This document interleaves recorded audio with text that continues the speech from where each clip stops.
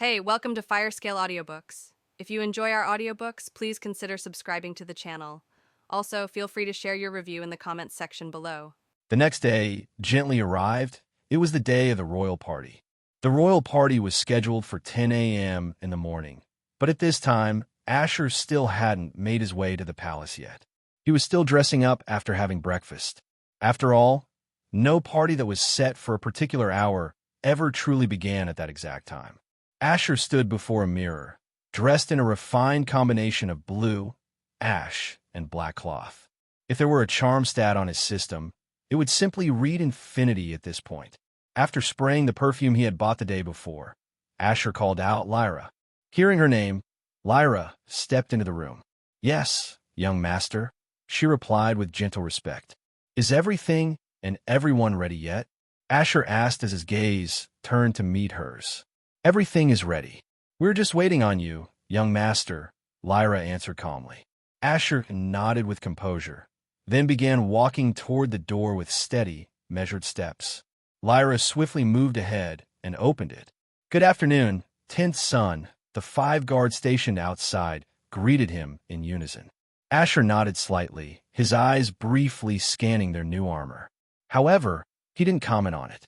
He simply continued walking downstairs, heading toward the waiting carriage. Those seated downstairs in the inn's dining area froze the moment they noticed the guards walking behind a young boy. The instant their eyes caught the insignias on the guard's armor and the emblem on the boy's chest, they all swallowed hard, a singular thought echoing through their minds. A son. Asher didn't speak to anyone. His presence alone commanded attention, like a magnetic force. Though everyone within this inn was wealthy and well-connected, after all, this was one of the finest inns in the capital. Who could possibly be more wealthy and connected than a duke? Asher stepped out of the building, and the coachman was already waiting behind the horse. His attire had been upgraded to match the significance of the event. The Wargrave household had even purchased him new clothing to ensure he would not be looked down upon in any aspect. "Good afternoon, 10th son," the coachman greeted with a respectful bow. Asher paused and looked at the man, then asked, "I hope you aren't having any health issues?" It immediately clicked in the coachman's mind that Asher was referring to his bloated stomach from yesterday. He bowed again, responding, "My health has no issues, 10th Sunday." Asher gave a small nod before entering the carriage. This time, however, Lyra did not join him inside. Instead, she mounted another horse and followed from behind, maintaining the formation. Asher gazed out the window as the carriage rolled forward toward the palace. From anywhere within the capital, the palace was visible. It almost seemed like it was situated atop a mountain, making it appear elevated and majestic, but it wasn't. It was just that massive. On the way, Asher encountered numerous carriages of various shapes, designs, and levels of opulence. However, he didn't recognize any of the insignias decorating them. He hadn't read about them in the library and so paid them little mind. Because it was a royal party, a gridlock had formed near the palace gates, as too many nobles and individuals of importance were arriving one after another. At this point, Asher had already closed the window and now sat alone in the silence of the carriage, his eyes closed in silence. Several minutes later, the carriage came to a stop. A guard quickly dismounted from his horse and gently knocked on the carriage door to signal their arrival, then carefully opened it. Hearing the creak of the carriage door, Asher's entire demeanor shifted. His face became neutral, expressionless. His posture relaxed, yet his bearing transformed into one that spoke of noble lineage and quiet authority. He was mimicking what he had observed during his awakening, the way the suns, moons, and other members of the Wargrave family carried themselves. This was a royal party, after all. He could not afford to appear lesser. And besides, he didn't know anyone well enough to be smiling idly at them. Rising from his seat with a graceful calmness, Asher stepped down from the carriage, now completely surrounded by his guards. The view before him was overwhelming. The entire royal palace lay stretched before his eyes. Tall, regal, magnetic, powerful. The structure looked as though it could pull in all eyes simply by existing. His eyes trailed along the magnificent buildings that spiraled outward from the main palace. Everything seemed crafted from rare stones or precious materials. The opulence here was in a league of its own. Even the Wargrave estate seemed modest, perhaps even poor, compared to the grandeur laid bare before him. Though the view left Asher momentarily stunned, as even the Wargrave estate wasn't this extravagant, his face remained perfectly impassive. Truly, there are levels to wealth, Asher thought. His purple eyes flicked around, noticing a few carriages lined up behind his, but none in front. He then turned his gaze forward to where a grand door stood in the distance. With calm, confident strides, he moved forward. Behind him, the guards and carriages began to roll forward, peeling away from their location as though heading toward a garage or holding area. Asher continued walking. From the carriages behind, he felt the weight of eyes watching his back, but he didn't falter. When he finally arrived at the door that appeared to lead into the banquet hall, the two butlers standing guard prepared to ask for identification. But as soon as they spotted the insignia on his chest, their eyes lit up with recognition. They had been informed ahead of time that the 10th son of the Wargrave household would be attending. The guest list had been meticulously prepared. After all, they didn't dare question his identity. With swift, rehearsed motions, they bowed in his direction. Then, turning toward the banquet hall, their unified voices echoed through the chamber with startling clarity and power. Asher Wargrave, 10th son of the ducal Wargrave household, has arrived.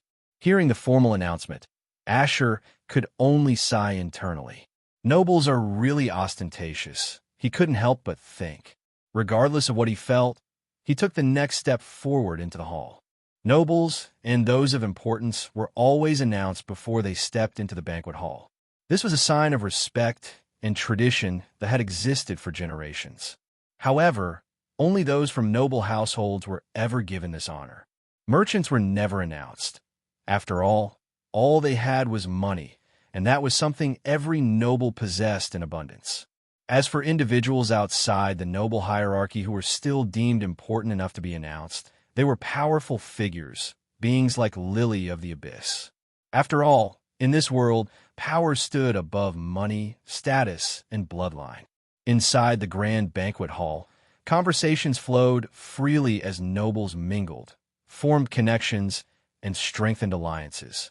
Every so often, a new name would echo through the hall, prompting some heads to turn in curiosity, while others didn't even bother as they stood above the name that was announced. And at that moment, the voices of the two butlers stationed at the entrance rang clearly across the vast chamber, cutting through all ambient noise. Asher Wargrave, 10th son of the ducal Wargrave household, has arrived. As their brains registered the name, every single voice in the hall fell silent. Not a whisper remained. A pin-drop silence reigned supreme, so heavy it felt like the very air had frozen in reverence, or perhaps shock. Then a sound came. It wasn't loud. It was soft, subtle, but somehow it rang louder than any shout at that moment. It was the sound of footfall, then another, and another. Steps that should have gone silent the moment it hit the ground, now echoed like a divine command, drawing every gaze forward as if the will of the world itself demanded attention. All eyes turned instantly to the entrance. There they saw him, a boy, no older than 17, standing tall at 6 feet 3 inches, walking with regal composure, as if he were the emperor of the Zerathorn Empire himself. His purple hair was perfectly arranged, sitting atop his head like a crown. A flawless hairline framed his forehead, catching and reflecting the light of the hall in mesmerizing patterns. His deep purple eyes, a mirror of his hair, were calmer than any still lake. A perfectly built, athletic body spoke volumes of his physique without needing words. His presence alone devoured attention like a black hole swallows light. No one could look away. It wasn't just his lineage. They were all staring at him. Everyone watched, stunned. They didn't believe their eyes. They couldn't believe their eyes. A member of the Duke family. Not just any member, a son. And not just any son, the failed son. The disgrace of the Wargrave. They all knew who he was. They had all heard about him. Every descendant of the Wargrave family was a genius in their own right. That streak had gone unbroken for generations, until him, until Asher, the youngest heir who had failed his awakening twice. When Asher underwent his third and final awakening, it wasn't just the Wargrave family who listened in. Nobles, powerhouses, and those of status had tuned in, curious and cautious. If Asher failed, it would mark the beginning of the Wargrave's slow and subtle decline. Even if it was just a spark, small and seemingly insignificant, no one knew what kind of flame it might ignite in the future. Ansem, that was the shared thought that echoed through everyone's minds. They had never seen the 10th son before, and certainly not someone so striking. Even though he was widely known as a failure, few were foolish enough to look down on him openly. He may have awakened on his third attempt, and his future might be limited in the eyes of many, but he was still a Wargrave. He still had monsters of unimaginable strength backing him. So unless one had equal status, any scorn or disdain was best buried deep within the heart. In truth, many didn't even care that he had failed his awakening. Thousands failed to awaken every single year. Not everyone was destined for greatness. As Asher walked into the hall, he could feel their stares drilling into his back like invisible spears. He had expected this. Wherever he went, people would always stare because he was the son of a duke. And now, they stared harder because he was the failed heir. He continued walking calmly, eyes subtly scanning the hall as he searched for a place to sit and observe the event. The number of chandeliers hanging from the ceiling just to light up one hall is ridiculous, he thought as his gaze moved upward. Eventually, Asher found a seat, but before he could sit down, he heard the soft, deliberate sound of footsteps approaching from behind. He turned his head slightly, only to see a beautiful girl walking toward him, standing at about 5 feet 7 inches, her elegant stride filled with trained grace. She reached him and smiled warmly. "Enjoying the view, 10th son?" she asked, her tone light and inviting. Asher's expression remained impassive as he replied calmly, "Isn't it normal to introduce yourself before striking up a conversation?" "Indeed," she answered, her smile widening.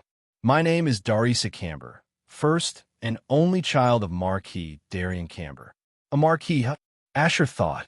In terms of noble rank, they sit just below the Emperor and the Dukes. Although Darisa was the sole heir of her household, Crimora operated under merit rather than gender. Male or female, it made no difference. The world didn't discriminate. Power was the only thing that mattered. Seeing her smile and properly introduce herself, Asher's expression softened. His impassive face shifted into a slight smile as he responded. Asher Wargrave, 10th child of the Wargrave household. Darisa was momentarily surprised to see him smile. She had expected to look at his impassive face all day. After all, it was said that the Wargraves never smiled. As the only heir of a Marquis household, she had studied the Empire in depth, especially the 4 dukes. Her family didn't side with any particular duke. Instead, they maintained good relationships with all of them. As a noble, Darisa had perfect control over her facial expressions. She didn't let her surprise show. She simply smiled back, and the conversation began to flow naturally between them. Though Asher was considered a failure by many, he still bore the name of Wargrave. More importantly, he couldn't be married off to just anyone due to his family's rigid traditional rules. Darisa Camber knew this well, and that was why she didn't hesitate to step forward, to make the first move, to be the first connection. Others soon came to the same realization. In an instant, several nobles began to flock toward Asher, each one eager to make an impression and build a relationship with the 10th son. Asher could only sigh inwardly as he continued greeting them one by one, hearing name after name. He knew that once he saw a person's face and heard their name even once, he would never forget them. His brain had a knack for never forgetting anything, which always worked against him in moments like these. As the royal party went on, families continued to arrive one after the other. The hall continued to brim with discussion and laughter. But Asher noticed something unusual. Within the banquet hall, he hadn't really seen anyone of true importance. Not a single duke or marquis. It was strange. The sons and daughters of the 3 dukes had arrived, but none of their family heads were present, just like in the case of Darissa. She stood here, radiant and poised, but her father, the Marquis, was unavailable. Asher didn't believe the emperor would host such a grand party just to invite a bunch of children and merchants. It made no sense. Even the children of barons were here, but the barons and baronesses themselves were nowhere to be seen. Although some adults were within the banquet hall, mingling and sipping wine, Asher guessed they weren't truly high up on the social ladder. Their presence was more like that of chaperones or those on the lower social ladder. Suddenly, Asher's head rose as his senses tingled. The ceiling above, from which chandeliers hung like frozen stars, was made of literal glass. Asher's figure reflected on the glass. When he gazed up, his eyes narrowing. But he was sure the real banquet was going on above them. Although he couldn't see or sense anyone above, he didn't think his instincts were wrong. He was absolutely convinced the patriarchs and matriarchs of every noble house, and those of extreme importance, were above them, separated by layers of glass and status. Separating the adults from the children, Asher thought as he sipped the wine in his hand in silence, walking calmly through the hall. He had managed to escape the numerous introductions for now. After all, the arrival of the children from the three ducal families had drawn all the attention, making people flock in their direction like bees to nectar. Asher had read extensively about the three ducal families during his time in the Wargrave Library. All three of them had powerful bloodlines running through their veins, just like the Wargraves. First was the Ravencroft ducal family, known for their unique beast-taming abilities. After awakening their bloodline, they were able to summon one beast per major rank they reached in life. Meaning, depending on what life rank they ultimately attained, they could summon up to 10 beasts throughout their lives. But that wasn't all. For every beast they summoned, they would randomly and permanently acquire one of that beast's abilities. Even if the beast later died or was sealed off, it didn't matter. Its ability remained within the summoner permanently. They could also tame other beasts and positive Emoviri. However, unlike their natural bloodline summoning that instantly granted them an ability, the same couldn't be said for tamed creatures. Taming did not grant abilities. Only bloodline summoning did. Then came the Silvershade ducal family, famed for their bone manipulation abilities. They could harden their bones to insane degrees, increasing speed, durability, and physical strength. They could even create bones out of thin air. It was said that at its peak, their power allowed them to manipulate the bones within their opponents. They were living weapons. Every inch of their bodies could crush, pierce, or tear through many obstacles as if they were paper. Finally, there was the Stormveil ducal family, known for their manipulation of blood. Another terrifying bloodline. They were walking weapons too. They didn't need external blood sources. Their own blood could be weaponized. And with Astra, they could even create blood from thin air, just like the Silvershades did with bones. With outrageous control, they could manipulate their enemies, freeze them in place as if time itself had paused, or explode them into blood mist before they could even react. All descendants of these ducal families awakened the same ability within their lineage. Since it was a bloodline, inheritance was guaranteed. However, their strength still depended on control, talent, imagination, and application. Just because a group of people possessed the same ability didn't mean they were on the same level of power. But none of these families had the same no-marriage rule like the Wargraves did. They could marry into other families, though the ducal families rarely allowed this, enforcing strict control over their bloodlines. They only considered marriage outside the family when it was to the prince or princess of the empire itself. As Asher was lost in thought, contemplating the three ducal families and their terrifying bloodline abilities, a thunderous announcement tore through the air like a blade of authority. The royal twins, Prince Vaelric Lux Vanthelmore and Princess Vaelra Lux Vanthelmore, make their entrance. Every gaze turned in the direction the announcement came from, a door. But not the same door through which Asher and the other guests had entered. The huge golden doors opened widely like the gates of heaven itself, radiant and divine in presence. From it, two beings stepped in with regal bearing and soft, measured steps. They were the twins of the royal family, the ones who had turned 17 today, the reason why everyone was gathered here in the first place. Asher observed them silently from the side. They both had chestnut brown hair and deep brown eyes. Their features were perfect, sculpted almost unnaturally, as they walked forward gracefully. Everyone else stepped forward to greet the prince and princess of the Zerathorn Empire, bowing with practiced etiquette. But Asher and the children from the ducal families didn't rush forward. They waited at the side, unhurried. So this is them, huh?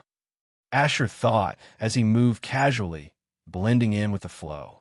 The royal family, too, was a family of bloodline. They possessed the ability to absorb all sorts of energy and release it back in various forms.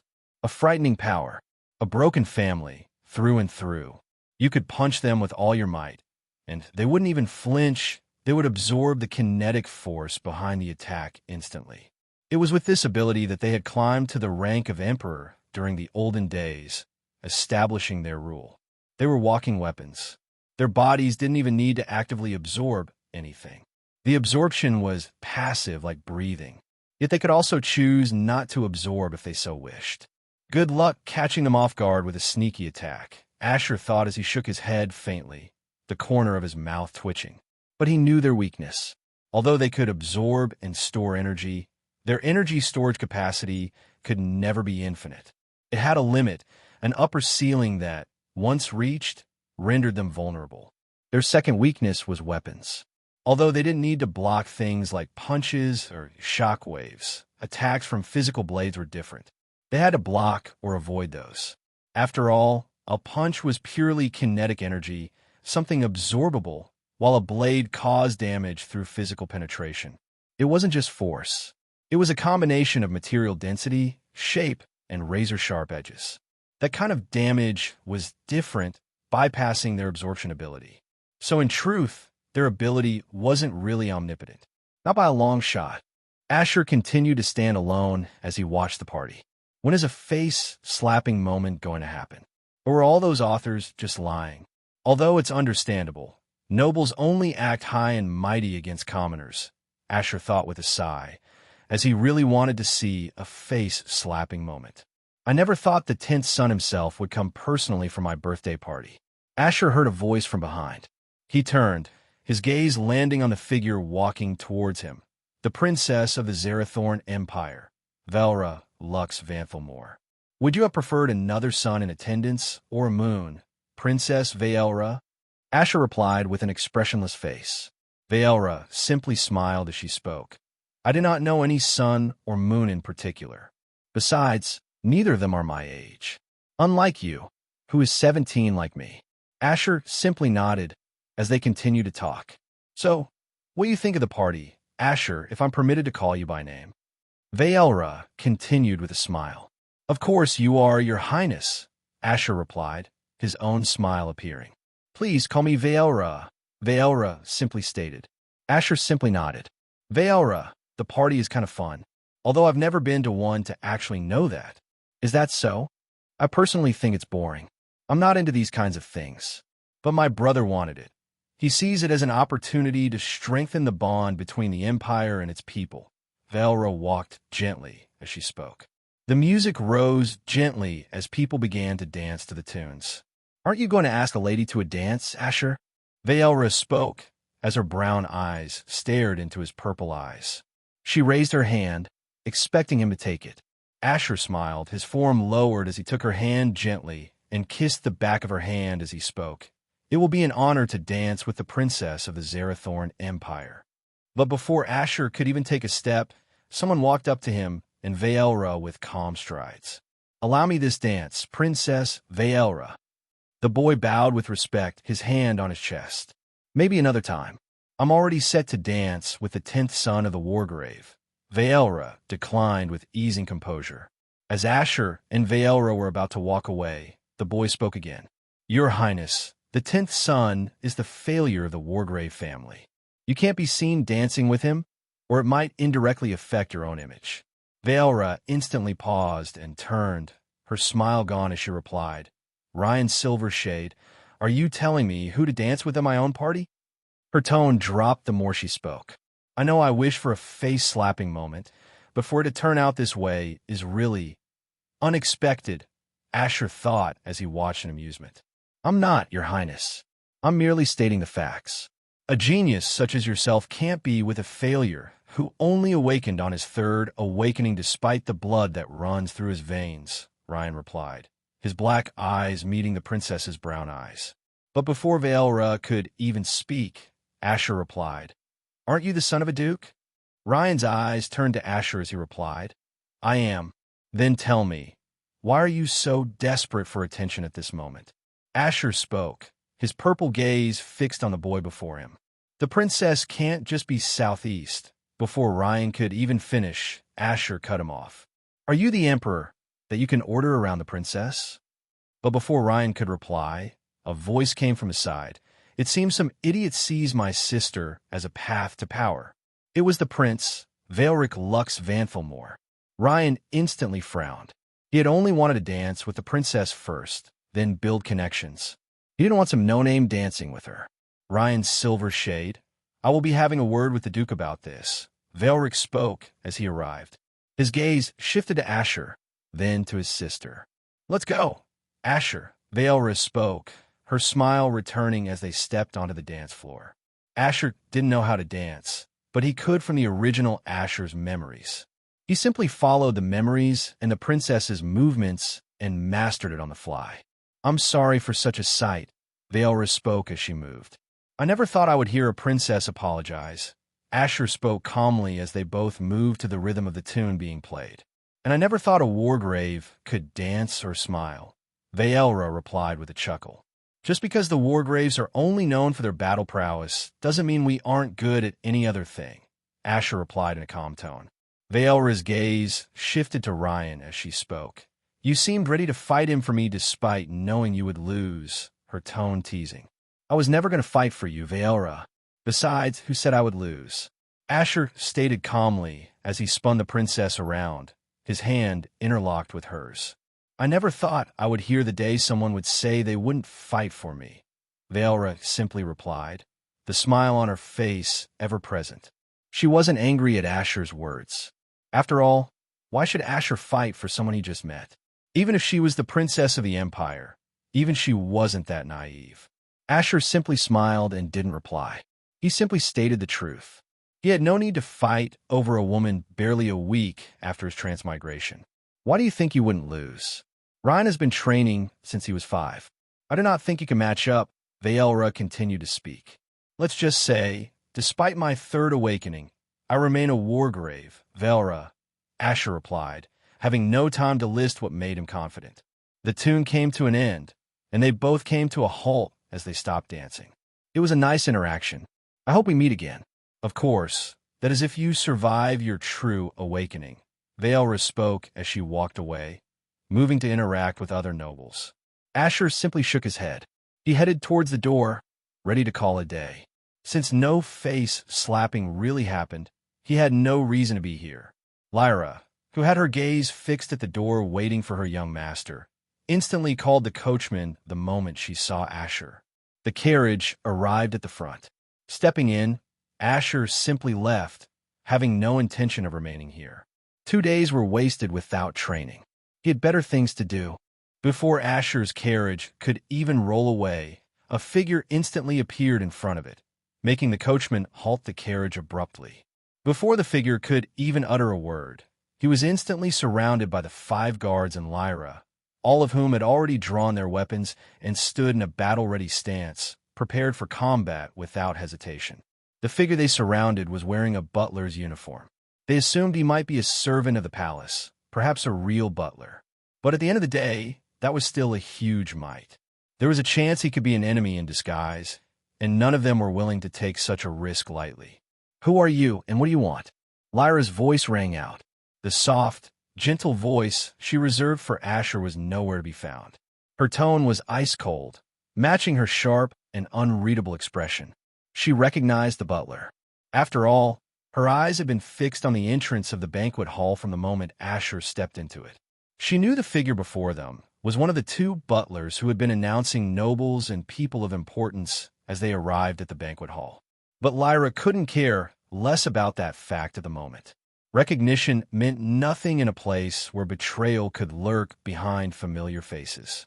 The butler simply bowed, his right hand pressed to his chest, and his left hand placed respectfully behind his waist. He spoke with formal grace and calm respect.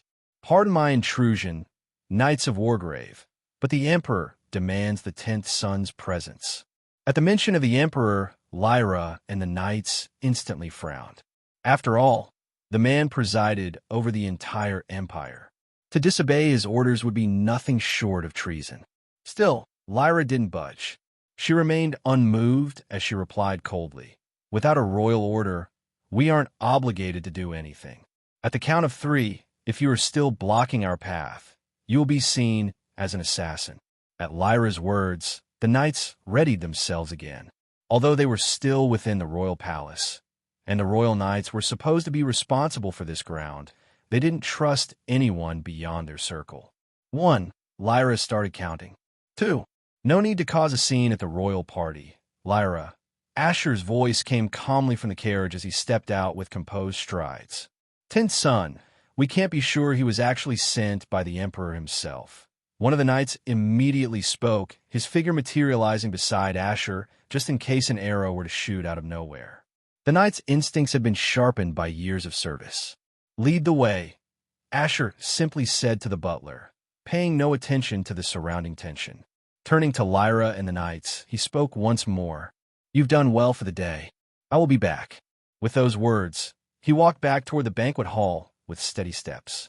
A few minutes earlier, above the grand banquet hall where the royal party was being held, various beings stood silently, gazing down at those who drank, conversed, and laughed below them. Asher's instincts had been right all along. The main royal party was indeed being held above the crowd. In this elevated place, nobles of all ranks gathered in silent splendor, discussing matters of power and legacy. From barons to dukes, even the emperor himself was present, his aura commanding. Outside of the noble class, no one else had access to this floor. This particular gathering was exclusively reserved for the nobility, under the direct orders of the emperor himself. "Your son has good senses," Emperor Zolthamir Lux Vanthelmore remarked as his eyes locked with Asher's through the enchanted glass that separated the upper floor from the lower. From below, no one could see anything above, but from above, they could see everything below, every motion, every word, every shift in expression. Duke Azarin Wargrave didn't reply. He simply stood there, gazing down silently at Asher with an expressionless face that betrayed no emotion.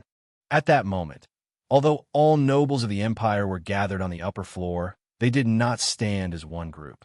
After the formal greetings had been exchanged and pleasantries shared, the nobles naturally separated into smaller factions. Barons and baronesses stood together with a few viscounts and viscountesses in one corner. Counts and countesses gathered with marquises and marchionesses at another side of the hall, discussing matters of trade, territory, and politics. Dukes and duchesses stood near the emperor in another direction, engaging in deeper conversation, likely regarding the empire's grander interests. Although they were all nobles and were technically gathered in one place, there was an unmistakable and rigid division in power, status, and influence. Who knows? He could just be admiring the glass ceiling from below. Duke Rydian Silvershade said with a faint smile. Still, Duke Azarin said nothing. He did not defend Asher, nor did he offer any explanation. He simply took another slow sip from the wine glass in his hand, as though Asher wasn't even his son. If it hadn't been the Emperor's personal invitation, none of them would have come, not the dukes, not the marquises, not even most of the counts. Perhaps a few viscounts or barons would have come in hopes of forming connections and strengthening their households, but the higher nobility rarely mingled without purpose. As the nobles continued observing their descendants below, the scene began to shift. Ryan had just approached Vaelra, who seemed eager to dance. Smiles appeared on the faces of some of the nobles, some amused, others eager to see how the situation would unfold. They wanted to see if Asher would react like a typical Wargrave, impulsive, proud, quick to face confrontation without asking questions. But when they saw him refrain from even drawing his weapon, their anticipation quickly turned to disappointment. They had been expecting a spectacle. "It seems your son, Asher, knows he isn't on par with Ryan Silvershade and decided to back down," Duchess Sivrian Stormvale commented from the side, her tone almost approving. "It seems your family isn't made up of only brutes after all. That was disappointing. I expected the usual arrogance and reckless display of youth."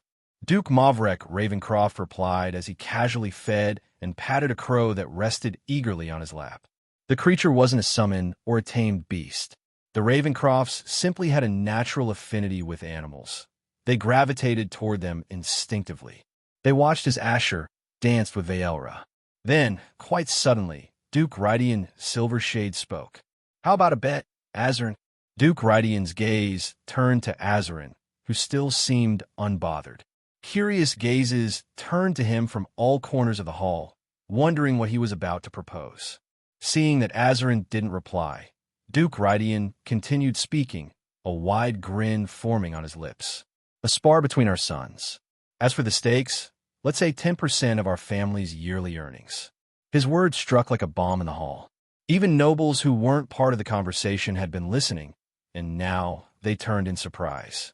10% of a ducal household's annual income amounted to thousands of platinum coins, and Duke Rydian Silvershade had just placed that down for a simple bet. However, he had the advantage. Ryan had awakened at 15 and had received training even before that. The Silvershade family always knew what their children would awaken as bone manipulators, unlike the Wargraves, who could not train beforehand because their weapon and elemental affinities awakened randomly with each descendant. Adding to the fact that Asher had only just awakened, and at 17, no less, Duke Azarin stood no real chance of winning this bet. Everyone in the room knew it. Now, all eyes turned to Duke Azarin. Would he accept out of pride and lose a fortune? Or would he cower and refuse to save a few platinum coins at the cost of his family's name? Duke Azarin stood silent. He could feel the weight of everyone's gazes on him. Even the barons were watching, waiting for the Duke's counter. What would he say? What would he do? While Azarin maintained an expressionless face, in his mind, he was laughing his lungs out. He had no personal issue or long-standing feud with Duke Rydian Silvershade, but it seemed the man wanted him to suffer some form of loss during this royal party. Since he proposed it, "Let's make a killing this time, shall we?" Azarin thought with a hidden smirk, already counting the amount of money he was about to win in his mind. His thoughts, however, remained buried deep within. On the outside, his face remained completely still, cold, unreadable, and devoid of any emotion. Just when it seemed like Duke Azarin wasn't going to speak, his lips finally parted. 50%. The entire room froze at his words. Did they just hear that right? 50%? 50% of an entire year's earnings of a ducal household? If Duke Rydian's words were a grenade, then Duke Azarin Wargrave's reply was a nuclear explosion. Even Emperor Zolthamir Lux Vanthelmore doubted his own ears. Even he, an emperor, though unimaginably wealthy, would not stake that amount on a mere bet over children's squabbles. But he said nothing. After all, it wasn't his money. He wasn't the one suffering any potential loss. And besides, the party had just turned into something far more interesting than it had started out. All eyes instantly shifted from Duke Azarin to Duke Rydian like magnets, as if waiting for him to counterbet and raise it to 70%. Duke Rydian Silvershade's expression didn't change drastically, but a subtle frown could be seen if one looked closely enough. That faint crease on his forehead gave away his irritation. A ducal household always ran on yearly incomes, setting aside whatever profits they made for emergencies.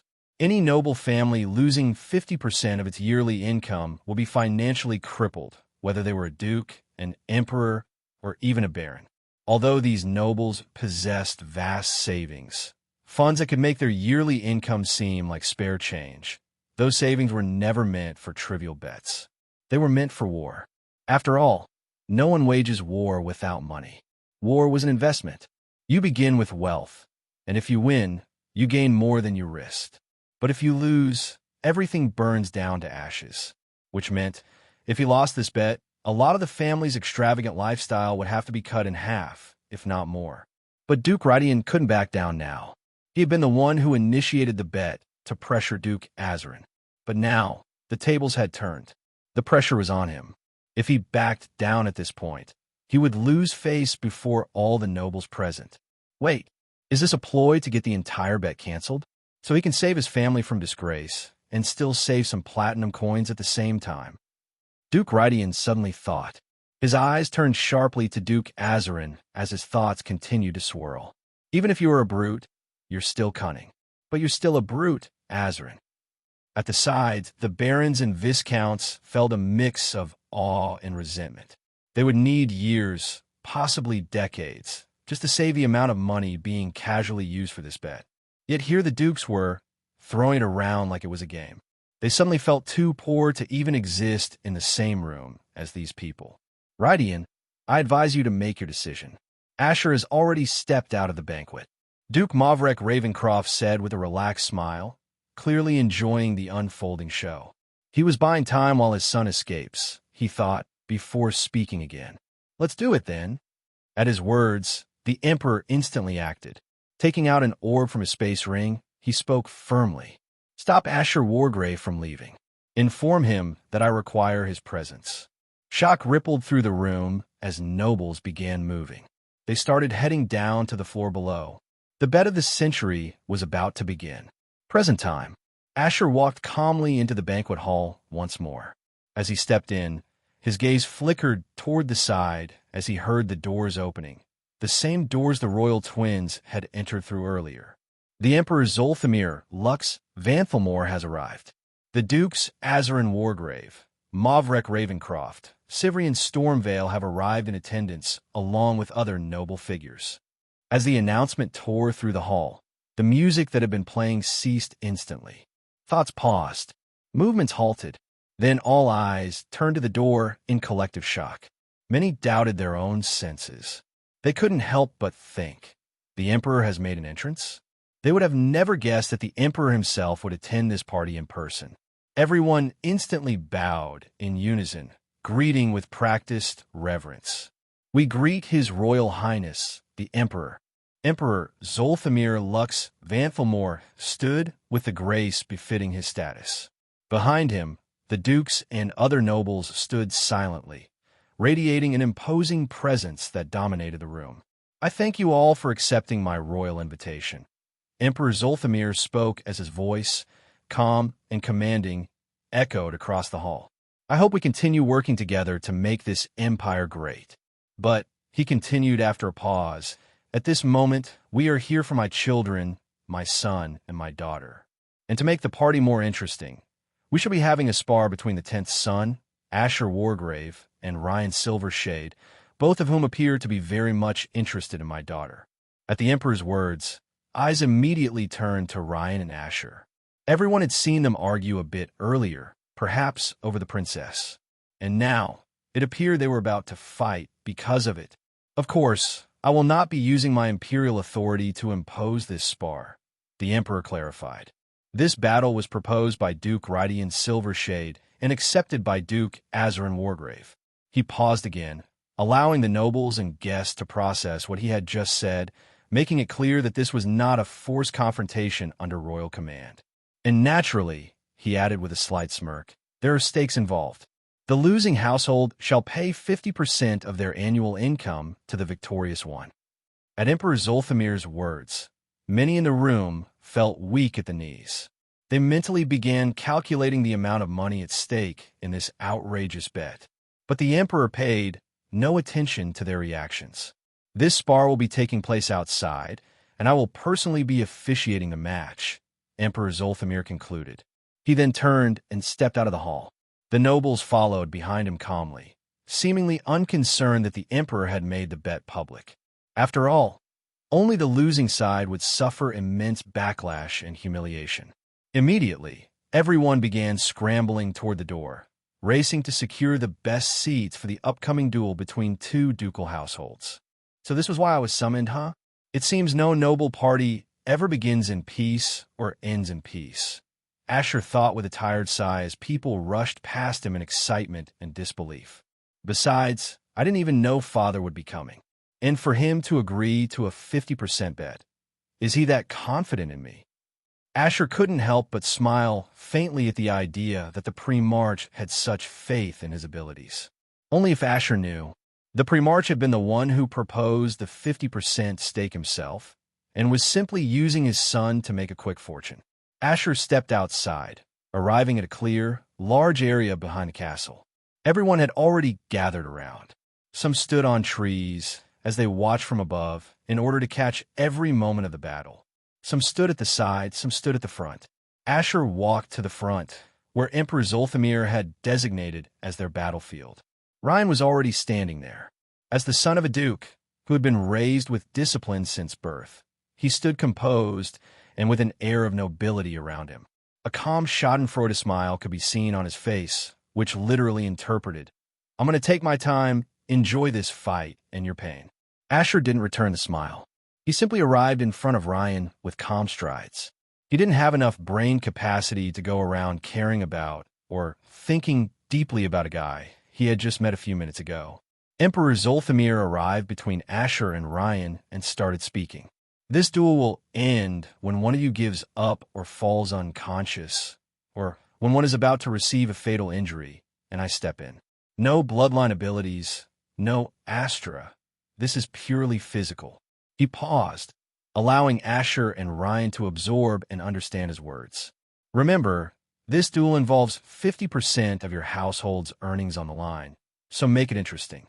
Now, draw your weapons," Emperor Zolthamir said with a smile. Virilis flashed into Asher's hands. It gleamed under the moonlight, its silver reflecting the moon's rays. Everyone knew the Wargrave family could awaken soul weapons.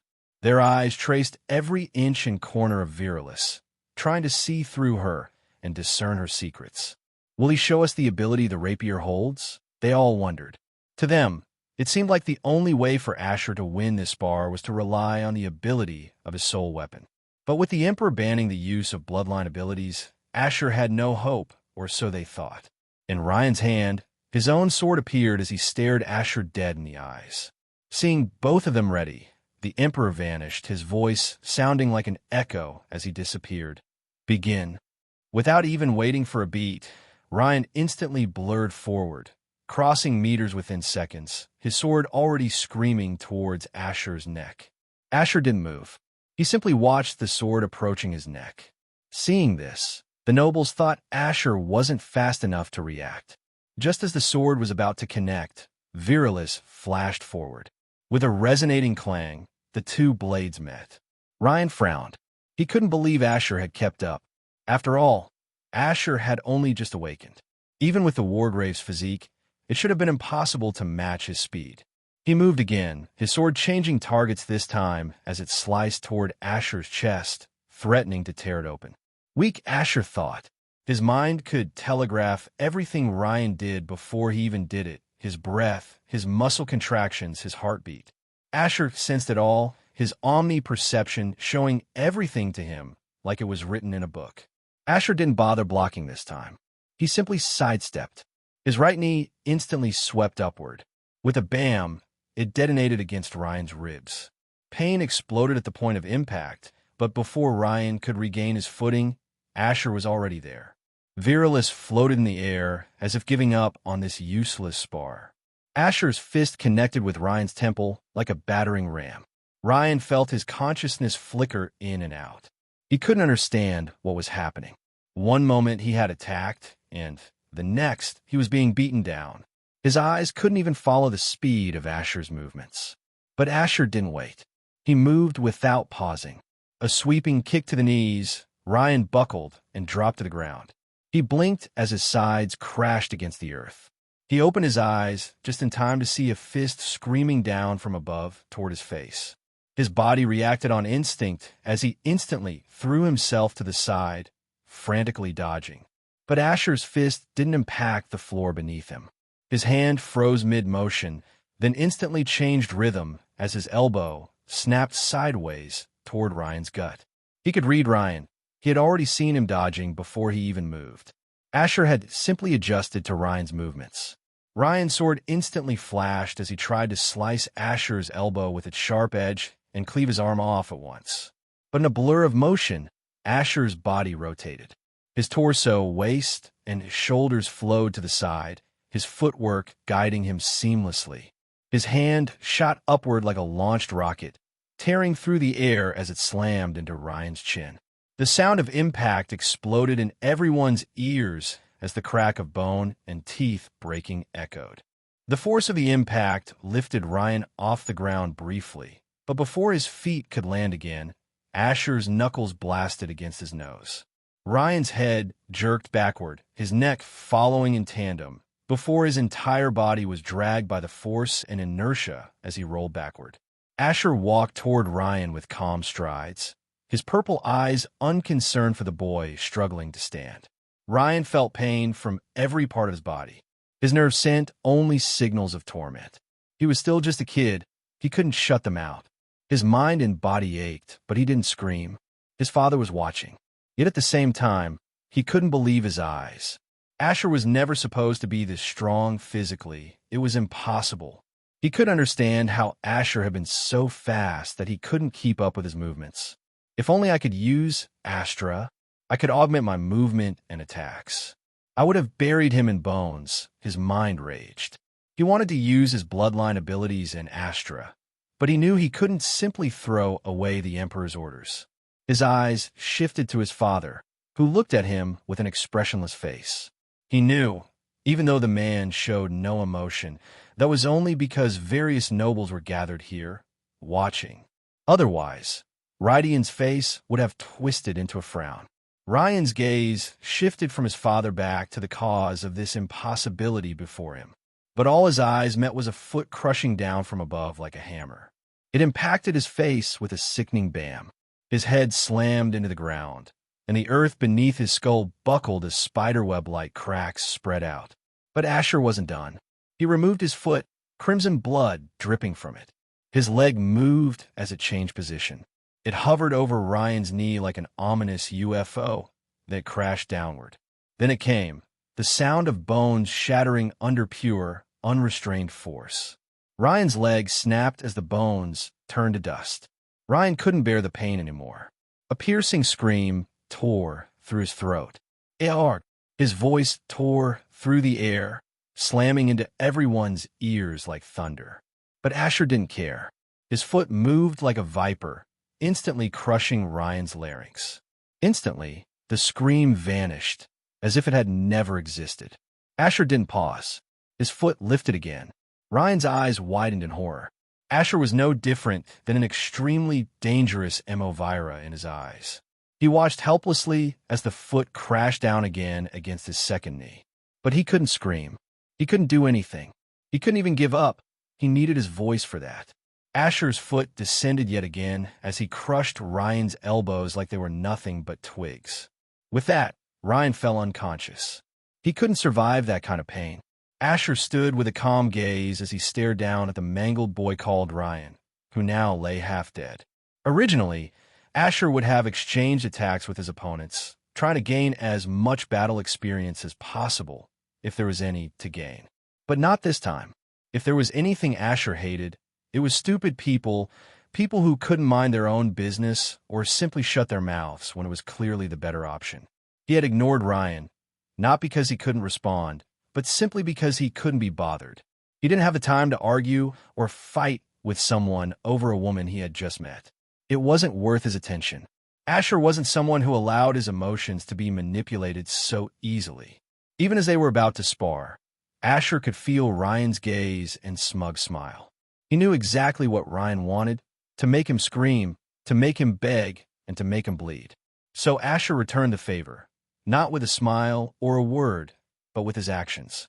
He had no plans to waste his precious time by dragging out the match or allowing Ryan to attack for a while, just for show. He simply ended things from the very beginning, with overwhelming, brutal precision. He didn't care if people doubted him or speculated about how strong he actually was. Asher wasn't going to hide his abilities.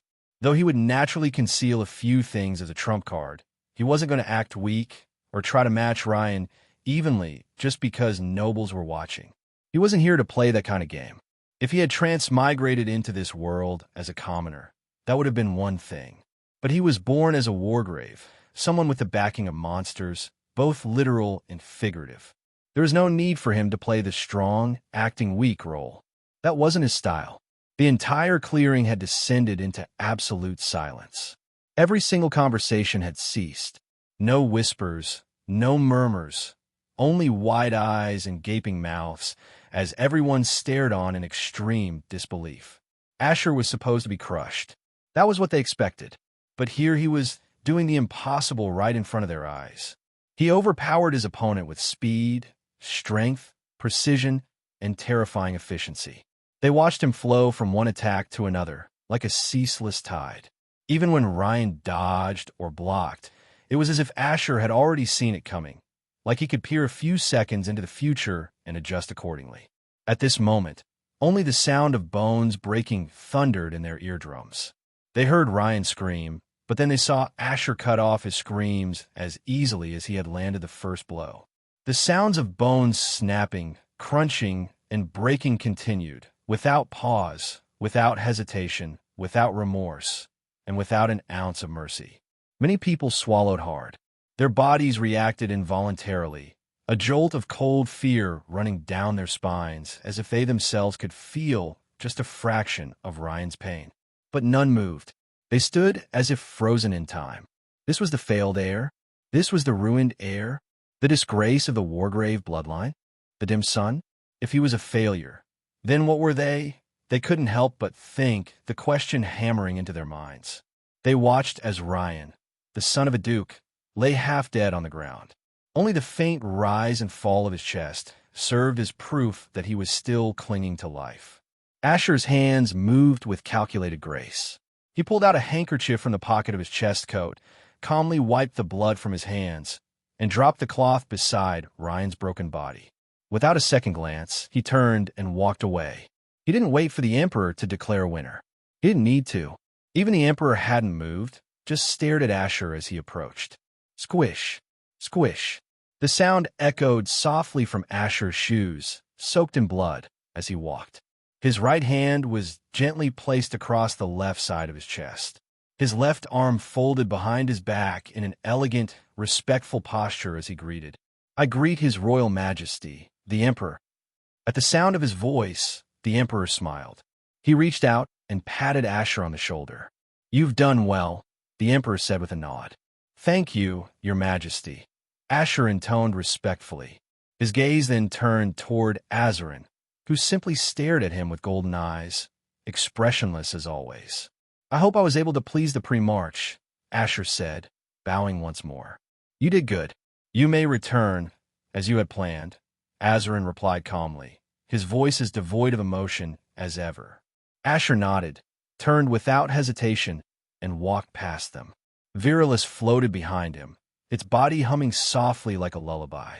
Once outside, Asher stepped into the awaiting carriage and left the royal palace, this time without any obstructions. Duke Rydian Silvershade appeared beside the unconscious Ryan in a flash. He bent down, scooped up his son's broken body, and vanished just as quickly. The nobles began leaving one by one, each with their own thoughts swirling in their minds. Some were already itching to gossip about what they had just witnessed, unable to keep such juicy news to themselves for long. But one thing remained undeniably true. The Silvershade family had suffered immense losses today. They had shot themselves in the foot. Emperor Zolthamir and the rest of the dukes had already vanished from the viewing arena, reappearing within the room they were previously in. Azarin, are you sure that Asher Kid failed his awakening? Duke Mavrek Ravencroft asked as he sat down gently. A bird flew in from a window and landed on his head like it was nesting, but Mavrek didn't react. It seemed completely normal to him. Indeed, it seems you fooled Rydian into suffering these losses, Duchess Sivrian Stormvale intoned. Let's be clear, nobody was fooled into anything, Emperor Zolthamir said, his voice even. Rydian was the one who proposed the bet himself. The damage is already done. But I have to say, your son is a monster, Zolthamir added, nodding thoughtfully.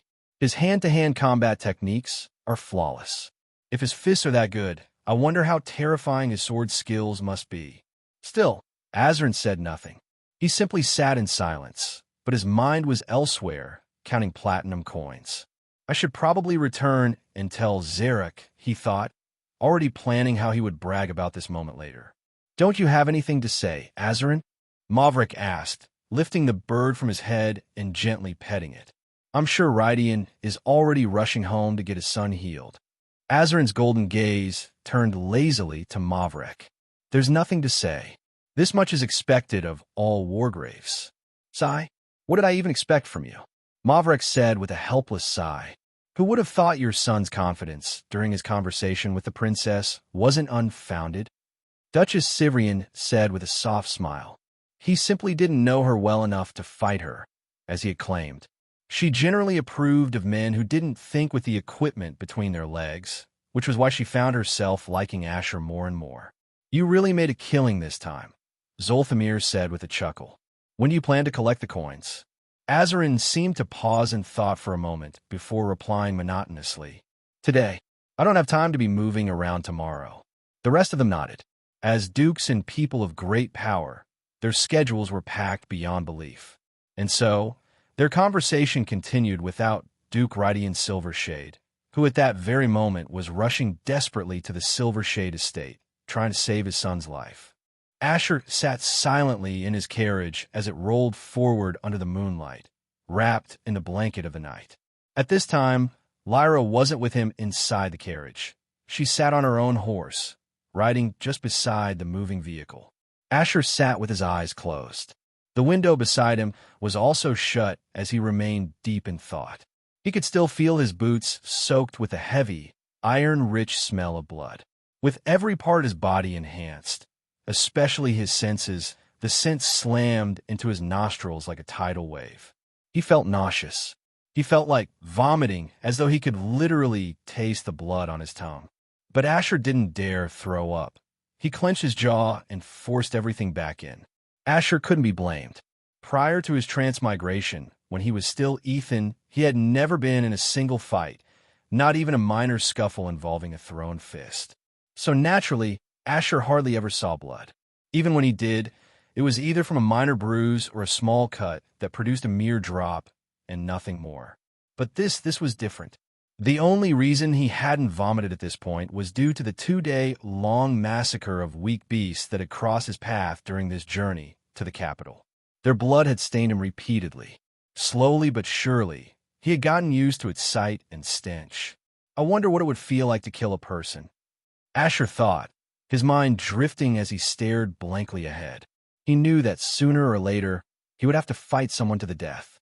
Asher was sure even a split-second hesitation on his part could lead to decapitation. But he wouldn't hesitate. He didn't plan to. And he knew that this gut-twisting sensation, this nauseating discomfort, would pass eventually. It was only a matter of time. He would adapt. He had to. Besides, that wasn't the only thing bothering him. Something else made his brows furrow at that very moment. His gaze shifted to the system notification floating before him. Detecting mind invasion, mind shield activated. Memory manipulation detected, mind shield activated. His purple eyes stared at the system panel in silence. When Asher had first received this notification, he had been stunned, shocked into speechlessness. But at the same time, it made sense. This was a noble gathering, after all. People who smiled at your face while simultaneously stabbing you from behind. If the system hadn't warned him, if it had just quietly protected his mind, he would have been unaware and completely oblivious. The first system notification had appeared the very moment Asher dropped his handkerchief beside the unconscious Ryan. This meant that whoever had tried to interfere with his mind had waited until the spar ended to make their move. Earlier, during the royal party itself, no one had bothered trying to read Asher's memory. They had all deemed him unimportant. But after witnessing the spar, their curiosity had ignited. They had wanted to uncover what secrets he was hiding. The second system notification came at the exact moment the Emperor, Zolthamir Lux Vanthelmore, touched Asher's shoulder while smiling and congratulating him. It had been such a casual gesture, such a normal action, that without the system's alert, Asher wouldn't have suspected anything. Could it be a coincidence? Asher wondered, placing 2 fingers under his chin in thought. He didn't want to label the Emperor as someone who had tried to manipulate his memory right there in front of 4 dukes. But at the same time, Asher wouldn't put it past him. This was an emperor who had probably been scheming since birth, perhaps even from within his mother's womb. Besides, anyone who possessed the ability to manipulate memories wouldn't go around announcing it to the world. They would be killed instantly, if only to ensure that certain secrets and vulnerabilities remained hidden. Asher's face darkened as another unsettling thought entered his mind. If Emperor Zolthamir is truly behind the memory manipulation, then how much of Father's mind has he tampered with? The idea alone made Asher's stomach churn. And it wouldn't just be Duke Azarin's mind. What about the other dukes? The other nobles? The royal knights? The number of potential victims grew with every second Asher spent thinking about it. But at the same time, there was no way nobles at the level of dukes wouldn't have some means of defending their minds, whether through artifacts or unique abilities. Especially beings of their caliber. Even the slightest tampering should instantly alert them. But that was now, when they were already powerful. What about when they were younger? When they were Asher's age, weak, inexperienced, and vulnerable? Back then, they could have easily fallen prey to such manipulation. But also, during that time, Zolthamir himself might not have developed his ability to such a high level. Asher's frown deepened. Emperor Zolthamir, a dangerous man. I must also be wary of others with psychic abilities. Just because only 2 people tried to invade my mind doesn't mean only 2 people possess the ability. His mind drifted to Vaelra Lux Vanthelmore and her twin brother, Vaelric Lux Vanthelmore. As prince and princess of the Empire, manipulation and scheming had to be like oxygen to them. Could one, or both, of them have inherited the Emperor's memory manipulation ability? Asher closed his eyes again. The noble circle is truly dangerous. I have to tread carefully, he thought, the intensity in his expression sharpening. The Emperor's ability to manipulate memories proved something vital to Asher, something he couldn't afford to forget. Just because someone hailed from a particular bloodline or lineage didn't mean they couldn't awaken a unique, personal ability outside their heritage. Power in this world wasn't always bound by ancestry. Sometimes it was random or fated. Asher sighed. He could choose to warn his father, or he could stay silent. But he wasn't sure how it would all pan out. Though he guessed that noble households, like the dukes and perhaps even emperors of other empires, would have some form of protection against mind attacks, that was just speculation. He could warn Duke Azarin, but who knew how the Duke would respond? For all Asher knew, his father and the others might already be under the Emperor's influence. This world is dangerous. I wonder how dangerous the Emoviri are, Asher mused, a chill running down his spine. He shook his head, choosing to set everything aside for now. His mind and senses shifted back to the blood on his clothes and the soles of his boots. Yet this time, that gut-twisting sensation had disappeared. He no longer felt nauseous. He felt perfectly fine. A small smile appeared on his lips. He hadn't expected to adapt this quickly. By the time Asher arrived at the inn, the night had already deepened. After a long bath and a warm supper, he jumped onto the bed and collapsed into it. Though a part of his mind still reasoned that Ryan's father might send assassins after him, Asher felt no fear. With Duke Azarin here, Ryan's father would be powerless to act. So Asher allowed himself to drift off into sleep. After all, tomorrow marked the beginning of their journey back to the Wargrave estate. What a dangerous world, he thought. That was Asher's final thought before he slipped into the depths of dreamland. In a chamber designed with extreme opulence, exquisite paintings hung on the walls, and golden lanterns were spread out, illuminating the room with a warm, majestic glow. Within the room, a figure stood facing the window, gazing out at the world before him. He was draped in white and black robes interwoven with golden accents.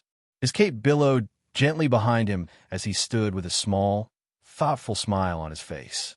Emperor Zolthamir Lux Vanthelmore. His mind was on Asher.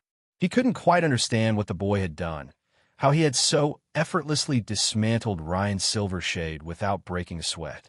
I shouldn't have imposed that rule that limited the spar to physical combat only, Zolthamir thought with a hint of regret. He had established that rule to protect Asher, whom he had believed to be weaker than Ryan. After all, if Ryan had been allowed to use his bone manipulation abilities, who knew what kind of damage he could have caused the 10th son? I could have gained insight and valuable information about his abilities, Zolthamir mused, the smile never leaving his lips. He even resisted my memory manipulation ability. Does that mean he has awakened some kind of mind protection ability and just doesn't realize it? Zolthamir was lost in contemplation. Someone who possessed a mind protection ability would have known the moment their mind was being intruded upon. They would have reacted, even if subtly. Their eyes would have darted around to find the source. Their muscles would have tensed, ready for a fight. But Zolthamir had seen none of these signs in Asher. The boy didn't even flinch.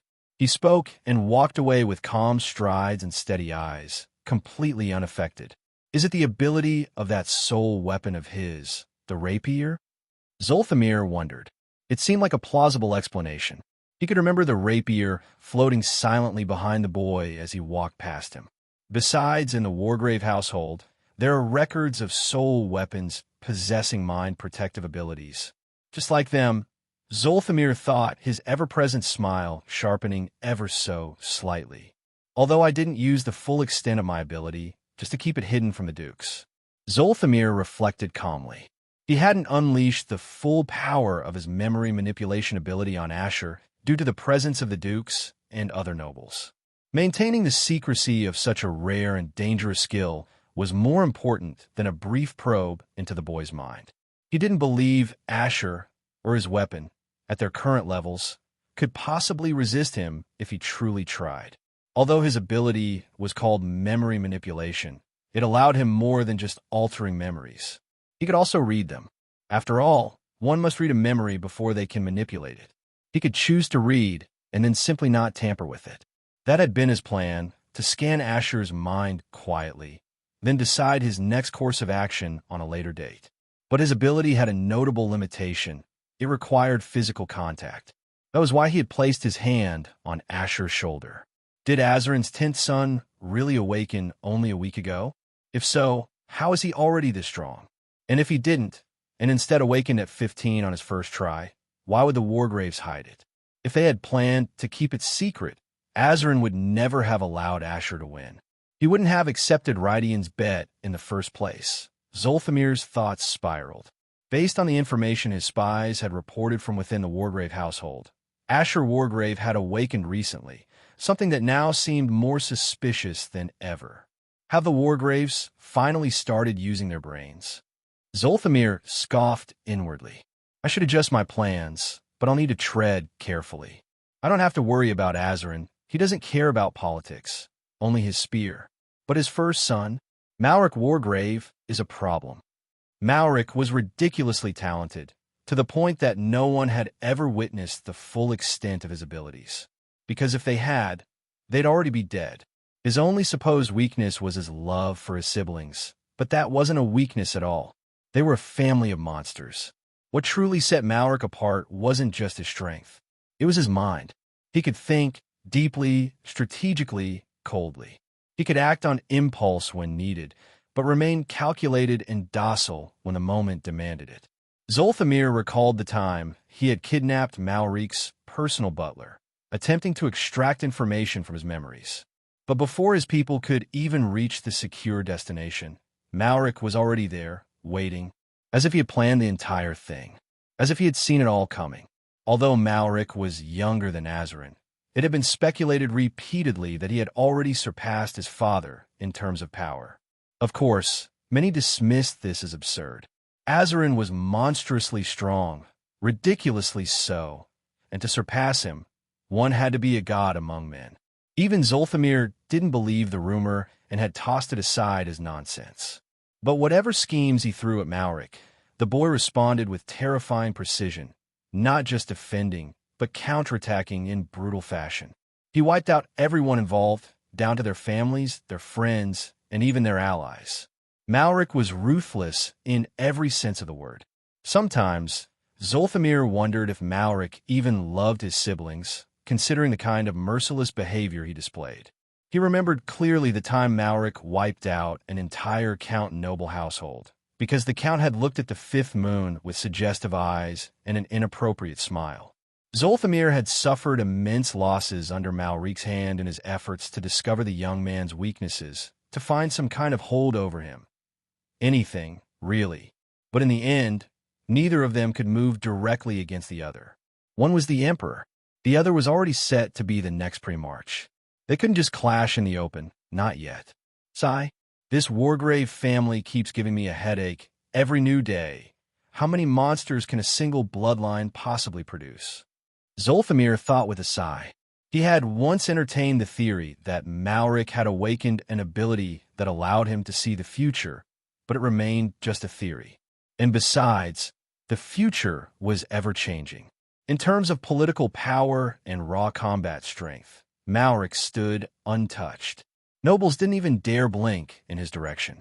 Even the dukes exercised caution around him, because no one knew what truly lay behind that unnerving smile of his. 3 weeks had passed since Asher left the capital and returned to the Wargrave estate. Within this time, Asher's name had spread rapidly among both noble households and commoners alike. Some claimed he had been pretending to be weak all along and had only unleashed his true abilities at that very moment. Others argued that he was simply that talented from the beginning. There were even wild rumors saying he had killed 1,000 Emoviri on the day of his awakening. Numerous stories and exaggerated rumors started to spread like wildfire, igniting curiosity and awe across different regions. But within the Wargrave estate, nothing had changed. No one congratulated Asher. No one praised him. No reward was given, not even from Azarin, who had earned thousands of platinum coins through his 10th son. As a Wargrave, winning was expected. It wasn't something to be rewarded or to be surprised about. Victory, for them, was tradition, an obligation, not an accomplishment. Still, although the suns and moons wouldn't speak of it openly, they had indeed been surprised. After all, the only ones who truly knew the full extent of Asher's capabilities were Azarin, who had watched from a distance, and the instructors at the first training ground who had personally witnessed him breeze through each stage of training. Within these 3 weeks, Asher had made remarkable progress with every area of his training. He had pushed his body to its absolute limits, increasing his mastery of both lightning and astral control, while also striving to raise his life rank. Day by day, hour by hour, he moved with discipline and purpose. His dedication never wavered. Tomorrow, Asher would be fighting his first monster within the first training ground's monster subjugation training. At this moment, he was currently sparring with Clinton, the weapons instructor, the only one capable of keeping up with Asher at this point in his growth. Asher no longer wanted to continue holding back, just so he could spar with other students and gain combat experience from them. He realized it was far more effective to go directly to the source, Clinton himself. Whenever he finished digesting the gains from a sparring session and Clinton was unavailable, Asher would approach the other instructors who were often observing from the sidelines and propose a spar. He knew he had much to learn from each of them. From Harold, he learned how to channel raw power and brute force with extreme precision and efficiency. From Eloan, he learned movement techniques and the fine details of application.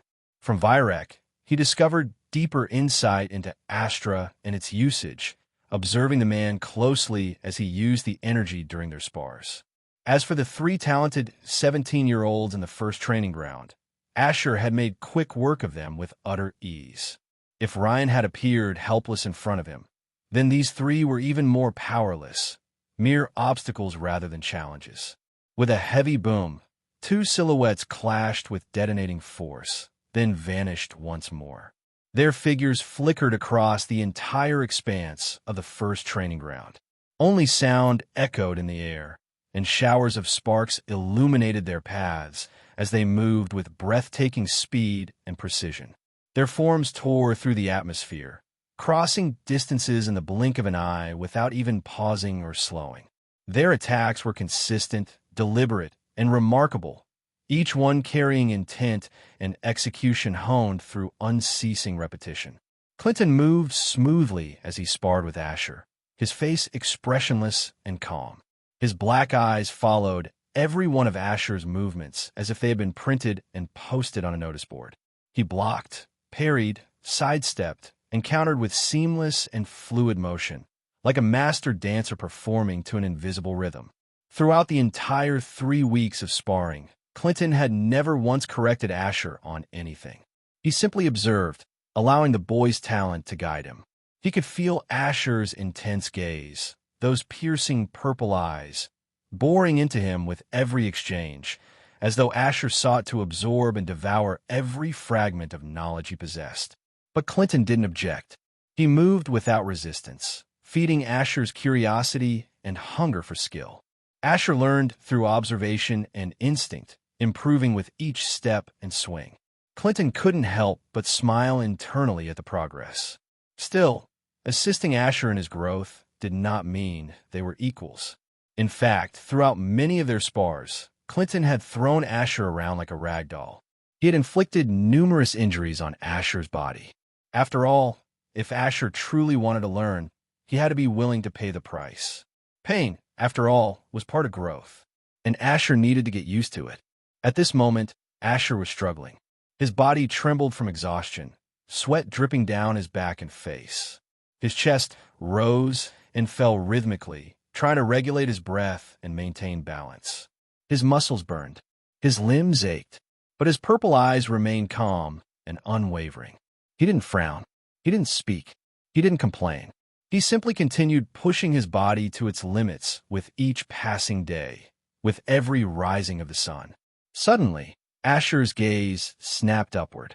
From above, a broadsword dropped like a meteor in free fall. But Asher knew better. It wasn't random or uncontrolled. Exhaustion weighed heavily on his limbs as he tried to defend. Virilis, his weapon, flashed upward, intercepting the attack at the last possible moment. A violent jolt ran through his body. One of his legs buckled, and he fell to one knee, but he instantly rolled to the side, narrowly dodging the follow-up strike. Clinton gave him no time to rest. His broadsword swung again, the air splitting apart as it roared toward Asher's flank. Asher's footwork saved him, guiding him backward with expert timing. But even then, the attack grazed his side. A thin line of blood appeared where his skin tore. Still, neither of them paused. They didn't speak. Their blades did all the talking. Asher counterattacked this time. Virilis thrust forward in quick, successive bursts of speed, but Clinton parried each one effortlessly, as though dealing with a beginner. His broadsword then streaked toward Asher's chest, stopping just inches away as Asher stood frozen, unable to react further. "Nice work today," Clinton said, finally breaking the silence as he looked at the small monster in front of him. "Thank you, sir," Asher replied, barely standing. He knew he was on the verge of collapsing. He had pushed himself to the brink, as always. But he also knew that after a little rest and sleep, he would return to peak condition once again. "From tomorrow onward, you'll begin your monster subjugation training. I wish you luck, 10th son," Clinton said with a small smile. "Thank you for your guidance, instructor," Asher responded, turning and slowly heading toward the exit. Every step he took made his body feel like it weighed 1,000 pounds, like he was dragging a mountain behind him. But he moved without complaint, without pause. "Don't you think it's cheating at this point, 10th son?" A voice called out from the side. Asher didn't need to turn to recognize it. It was Ella, one of the 3 talented students within the first training ground. "It's all thanks to the Wargrave bloodline," Asher replied simply, flashing a smile. "We'll finally see you in the monster subjugation training. I could offer some tips if you'd like." Another voice chimed in. It was Tom, the second of the trio. Asher shook his head as he spoke. "No need. I will watch and learn through the instructor's guidance." Tom smiled at Asher's words, but offered no reply. He simply walked beside him calmly. He too had pushed himself to the limits. Having a son within the training ground had motivated the 3 of them more than they expected. Within the past 3 weeks, the 3 talented kids had found themselves gradually drawn to Asher. At first, they kept their distance. He was a son, after all. But after seeing him smile and respond gently and calmly to a few passing conversations, their perception of him shifted. They started to grow closer. "Who keeps healing all these injuries you accumulate?" the last of the trio asked. "I know the Wargrave household probably has individuals with healing abilities, but wouldn't the Duke come for Instructor Clinton's head at this point?" His name was Hito. Although Hito understood that Wargraves were all about battles, combat, and glory through war, what Asher was currently doing still felt absurd to him. Asher sparred with Clinton each day, receiving injuries that would take down most others on their level, only to come back the next morning as good as new, ready to fight again. But this was something Asher had personally requested. He didn't just want to spar with Clinton. He had asked Clinton to intentionally exploit any gaps he noticed in his attack sequences and to inflict injuries when necessary. Not lethal ones, of course, but injuries sharp enough to serve as reminders. It was how Asher chose to learn, by experiencing pain, memorizing it, and adapting to avoid repeating the same mistake. He knew that in real combat, an opponent would not let such openings slide. Besides, according to the information Lyra had shared, the pre-march had already left the Wargrave estate for an unknown location. "It's nothing. This is my path," Asher replied to Hito as they stepped out of the first training ground. The sun had already dipped beneath the horizon, casting long shadows over the stony grounds. "As long as I don't lose a body part or sustain injuries to any vital organs, the family won't interfere," he concluded. "Even though you're a monster in human skin, just don't collapse out of nowhere," Hito said with a deadpan expression. "I don't want to be jailed under suspicion of murder by association. I'm still young and still a virgin." Ella and Tom chuckled at Hito's antics before bidding Asher farewell. "Good night, 10th son," they both said almost in unison, heading toward their respective rooms with Hito trailing after. Asher watched the trio walk away, a small smile tugging at the corner of his lips. He then turned and began walking in the opposite direction. After a short walk, he arrived at a place made entirely of stone, a lifeless area where not a single flower or weed dared to grow. Standing in the middle of it, Asher spoke calmly. "You can bring it now, Lyra." Within seconds, Lyra's figure materialized before him. But she did not come alone. Beside her stood a beast, trembling uncontrollably. It was clearly being suppressed by Lyra's overwhelming presence. The beast didn't even dare to growl or flinch. It stood completely frozen, instinct screaming in terror. Asher walked forward without hesitation. Virilis materialized in his hand, and in one swift motion, he thrust it downward. The rapier pierced clean through the beast's skull and into its brain. The creature didn't even have time to scream. With a single thought, the Crimson Pact activated. The beast's blood flowed upward, absorbed by Virilis. Despite the rush of red, Virilis retained its silver hue, almost as if unwilling to stain itself with the blood of such a lowly creature. Asher's wounds began to heal gradually. His skin knit back together, muscles reconnected, and in just a few moments, every injury was gone, completely restored as though they had never existed. "Thank you," Asher said as he turned to face Lyra. "It is my duty, young master," Lyra replied with a graceful bow. Then, without needing any instruction, she began cleaning the stone floor, removing the blood and carcass with practiced ease. This was how Asher healed his injuries each night. He didn't need to rely on healers within the estate. And although Ella, Tom, and Hito had asked, he had no plans of telling them his method. Asher didn't walk back to his room. This time, he vanished in a flash of silver light, teleporting directly to his room using Position Marker, one of Virilis's known abilities that he rarely utilized. Upon arriving in his room, his first move was to remove the sweat-drenched clothes clinging to his skin like a clingy X. He quickly showered, changed into fresh clothing, and felt the first waves of comfort roll over his sore muscles. He sat on his bed, back straight, before eventually allowing himself to drop backward. His body sank into the mattress as he stared at the ceiling in silence, his mind racing with thoughts. It drifted back to his past life. There, he hadn't needed to go through any of this. No training, no fighting, no constant pain. All he had to do was wake up, go to class, hang out with friends, and cruise around with Jennifer. His thoughts shifted to the orphanage where he had grown up. Unlike most children who search for their biological parents to understand why they were abandoned, Ethan, his past self, had done the opposite. He had chosen to forget. They never crossed his mind. How could people he had never met mean anything to him? That chapter of his life had been closed long ago. Jennifer had encouraged him on several occasions to try and find them, but Ethan remained indifferent. I wonder how she is now, he thought as his purple eyes remained fixed on the ceiling. I hope she found someone better than me. Even in this moment of reflection, his body did not rest entirely. Asher was still cultivating. Astra flowed gently through every vein in his body, reinforcing his muscles, bones, and pathways. Within these past 3 weeks, Asher had grown frustrated by the need to sit in a lotus position with his eyes closed every time he wanted to cultivate. The process felt limiting.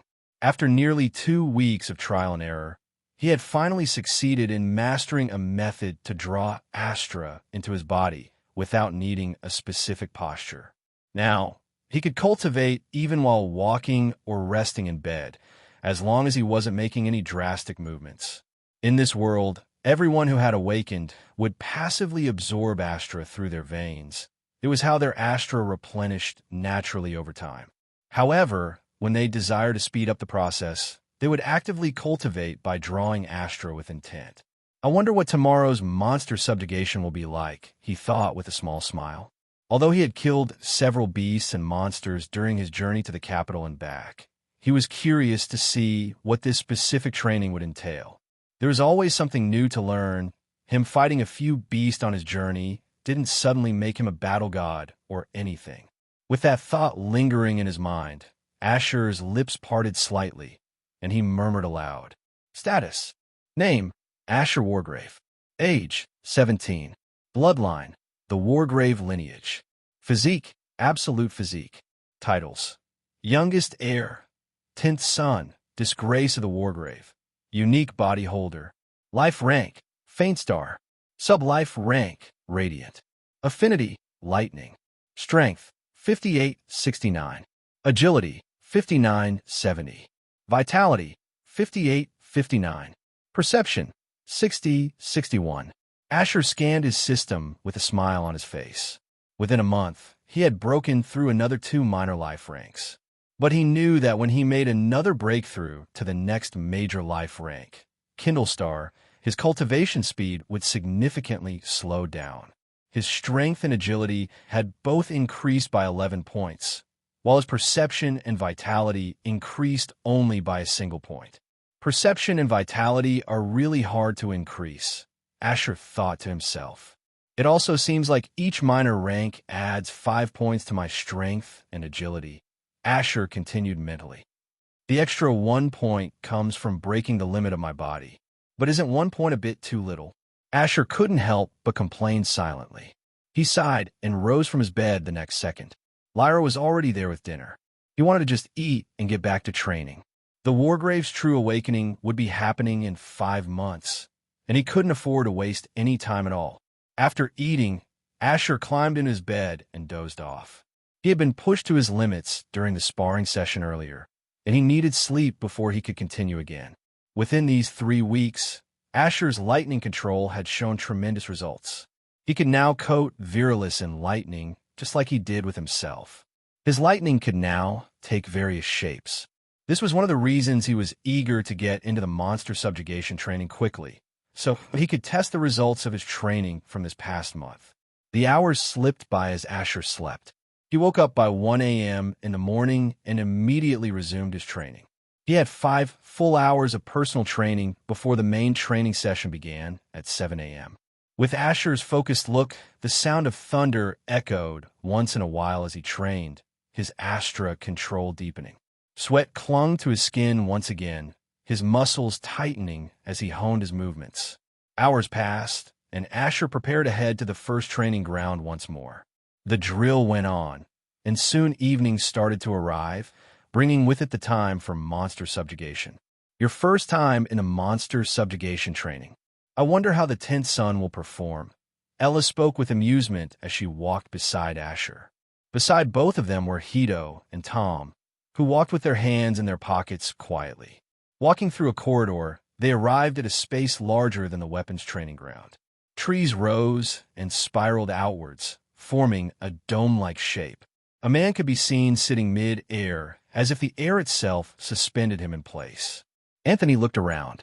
He could see former trainees like him. All of them had qualified after the 1-month weapons training session. Drake, the monster subjugation instructor, opened his eyes and turned to face them. "It seems we have some new faces with us," he spoke. His voice was calm, but neither firm nor authoritative. It was simply flat. "I will explain what happens during this training. Just as the name implies, you are here to kill monsters. I won't teach you or guide you. You're to learn through the art of battle and injuries. I will only interfere if any of you are about to die or receive serious injuries. Aside from that, expect nothing more from me," Drake said flatly and lazily. "You're speechless, right?" Tom's voice came from behind, sounding gentle in Asher's ears. Asher was indeed speechless. He had expected some form of instructions, but the instructor was throwing them straight into battle and letting them learn through pain. It was certainly an effective method, but these were still kids. "I shouldn't use Earth standards for Crimora. People here are built differently." Asher reminded himself mentally that everyone here was a superhuman.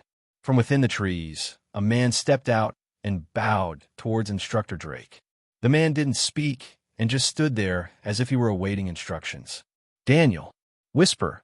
Drake's voice came as he remained floating midair. The trainee, named Daniel, stepped forward when his name was called. The man bowing behind Drake vanished. Within seconds, he reappeared with a whisper-ranked beast beside him. Asher simply watched from the side, deep in thought. It seems names are called out, and then the rank of the beast is revealed. It didn't seem like Daniel's first rodeo as he moved backward, a bow in hand as he knocked arrows at the monster. The beast, a snake, slithered out of the way, easily dodging the arrow as it instantly rushed toward Daniel. But Daniel didn't panic. The arrow seemed to change trajectory mid-air as it streaked back toward the snake once more. Its tail flickered with a sharp burst of sound and power, instantly shattering the arrow from behind. As the snake reached Daniel, it launched itself, its mouth opening with a wicked hiss as its fangs extended outward, threatening to sink into Daniel's neck. Daniel's body reacted instantly, moving in harmony with the balance and movement training taught in Alohan's course. With a hard expression on his face and his muscles tensed, Daniel twisted out of the way. His hand flashed backward as he grabbed an arrow from his quiver. Without hesitation, he lashed out. The arrow sank into the snake's eye. The sound of flesh tearing echoed, followed by a sharp hissing noise as the monster thrashed in pain and rage. But it was all useless. Daniel was already on one of the nearby trees, 3 arrows flying out in rapid succession. With precise aim, the arrows connected with the snake's head and its remaining eye, instantly killing it. Daniel wiped the imaginary sweat from his forehead before returning to his original position calmly. The man appeared once more, then vanished with the snake's carcass, leaving no trace behind. Asher watched quietly, waiting for his name to be called. He noticed that Drake seemed to have a way of identifying people's fighting capabilities without even knowing their life rank. But Asher wasn't surprised by this revelation. People possessing extreme battle senses existed in almost every novel and anime he had read or watched back on Earth. Or in Drake's case, it might be a unique ability. Still, Asher couldn't help but wonder how many abilities the man possessed. The instructor could also fly, after all. From what Asher had read, no known life rank allowed for flight in this world. Anyone defying gravity either had it as a unique ability or it was an advanced application of their existing powers or bloodline. Asher shook his head, deciding to stop thinking about what kind of ability the instructor might possess. He also seems to match trainees against monsters that can cover their weaknesses. Asher thought as he continued watching the unfolding events. Take Daniel, for example. He was an archer. Archers were usually considered vulnerable once enemies closed a distance, and Drake had precisely used a monster that could do just that against him. Snakes were slippery fast and reactive. They could easily dodge arrows, close in quickly, and also see through most hiding methods with their natural thermal vision. Ella. Echo. Drake announced suddenly. Ella smiled and responded. I hope you're ready for a show. 10th son, she said sweetly as she walked forward with that same smile gracing her lips. I hope you don't get tossed around. Asher couldn't help but reply, a smirk tugging at his lips. As one of the strongest within the first training ground, Ella was paired against an Echo-ranked monster. Echo-ranked beasts generally possessed abilities, but not all Echo-ranked monsters were on the same level. Some were simply faster, stronger, and had more dangerous or practical abilities than others. But the people of Crymora didn't see the need to classify these monsters any further. Just like how people could be on the same major life rank, but possess different minor ranks, the same principle applied to monsters and beasts. They might share a classification, but vary greatly in actual strength. Ella stood calmly, her posture relaxed but confident as she waited for her opponent. Soon, her adversary arrived, a black and red bear standing over 2 meters tall, with blood-red eyes that looked as though they had long since sunk into madness. But Ella didn't even blink. Her expression shifted. That soft smile disappeared the moment she stepped forward. In a monster subjugation training, there were no restrictions. Everyone was allowed to battle using everything they had. There were no starting signals, no countdowns, and certainly no time to prepare, just like on any real battlefield. Ruruar. The wild bear roared with full force, its voice rumbling through the area like a shockwave, but Ella wasn't here to enjoy its concert. Without a word, she vanished from her location. In the blink of an eye, she appeared near the beast. Her fist shot out toward the bear's head like a launched cannon. The beast was caught off guard. Most humans allowed it to roar to its heart's content before battle truly began, but this female didn't follow those rules. Seeing the incoming fist, the bear reacted. Its fur extended outward, morphing into sharp spikes that threatened to tear through Ella's incoming punch like spears. Ella's eyes instantly squinted. She knew she couldn't stop her attack mid-motion. It would create an opening the beast could exploit. With nothing but a thought, the water element bloomed around her. A swirling circular platform formed just in time, stopping her fist from connecting directly and being shredded. The bear didn't waste any time. Its paw lashed out with explosive force, slicing through the air. The wind tore apart in its wake as the bear's claws came down toward Ella's entire body. But her expression didn't even shift. Her body moved fluidly, her fist shooting out again and meeting the paw head-on. A thunderous boom rang out as their attacks collided. The ground beneath their feet cracked and buckled under the pressure. Ella's sharp eyes noticed the bear's fur beginning to move again. She reacted instantly, her form blurring as she darted backward, narrowly avoiding another barrage of fur spikes. The bear entered a frenzy, unleashing a furious storm of spikes. Ella went on the defensive, weaving between each projectile with remarkable footwork. Behind her, anything the spikes touched was obliterated instantly. Trees were torn through like paper, and debris scattered in all directions. But Ella didn't panic. She knew the bear didn't have infinite fur to shoot. All she had to do was remain calm and keep dodging. She had the speed and the stamina to outlast the beast's wild assault. And just as she had predicted, the barrage ended within seconds. Still, she didn't rush in. She raised a hand slowly, her eyes locked on the beast. Water swirled midair and then surged forward, forming a swirling cocoon that enveloped the bear's head. It was deprived of oxygen almost instantly. The bear flailed.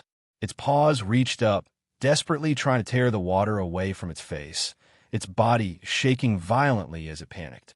But Ella wasn't done. She wouldn't leave such an opening unpunished.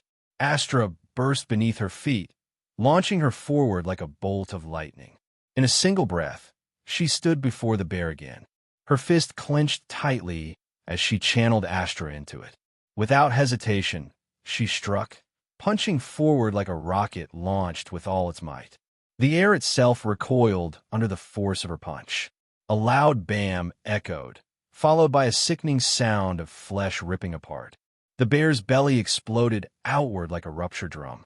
The force of the punch shot straight through the beast's body, blowing out its back and tearing open a massive hole as if it had been struck by a missile. Blood, entrails, and gore splashed across Ella's body, but she didn't react, not even a blink. The bear's lifeless body fell with a heavy thud, its blood pooling beneath it, dyeing the ground red. Ella turned calmly and walked back to her position without a word, as though nothing had happened. Asher looked at Ella, who used her water ability to wash away the blood on her body and clothes, leaving her completely soaked. "If I didn't know you, I would have thought you had a grudge against that bear. Tearing open a huge hole like that is insane." Tom couldn't help but comment, still stunned by her brutal finish. "Well, what can I say? I just need a stronger Echo-ranked beast." Ella spoke confidently, wringing out her sleeve as water dripped from her hair and chin. "Why don't you go fight a Veil-ranked beast, then?" Hito asked from his side, his tone flat but teasing. "I will, when the instructor agrees," Ella replied with a smirk. Deep down, though, she knew she couldn't win against a Veil-ranked beast. The bear she had just fought was on the lowest end of the Echo rank spectrum. Your hand-to-hand combat never ceases to amaze me. Many women with the ability to control water would just focus entirely on that.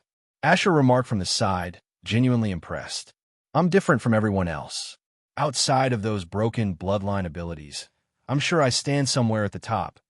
Ella boasted, her words laced with a charming smile and confidence that shimmered in her eyes.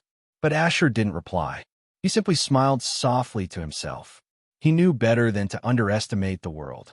There was always someone stronger, someone more talented, someone hidden away.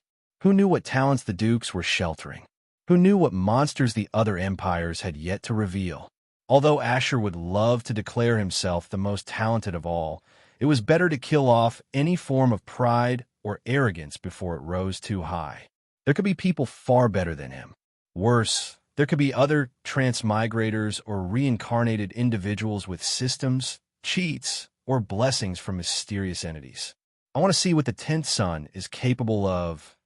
Hito spoke, his eyes narrowed, lost in thought as he looked toward the arena. "He'll probably go last. The best are always saved for last," Tom replied casually, resting his hands behind his head. Their conversation continued as more trainees stepped up to face monsters. Many were just one misstep away from death, and a number of them had to be saved by Drake before disaster struck. Serious injuries were handed out like snacks. The man who brought the beasts always healed them afterward with calm precision, returning them to their feet. Not everyone was like Ella, capable of blowing up their opponent with a single fist.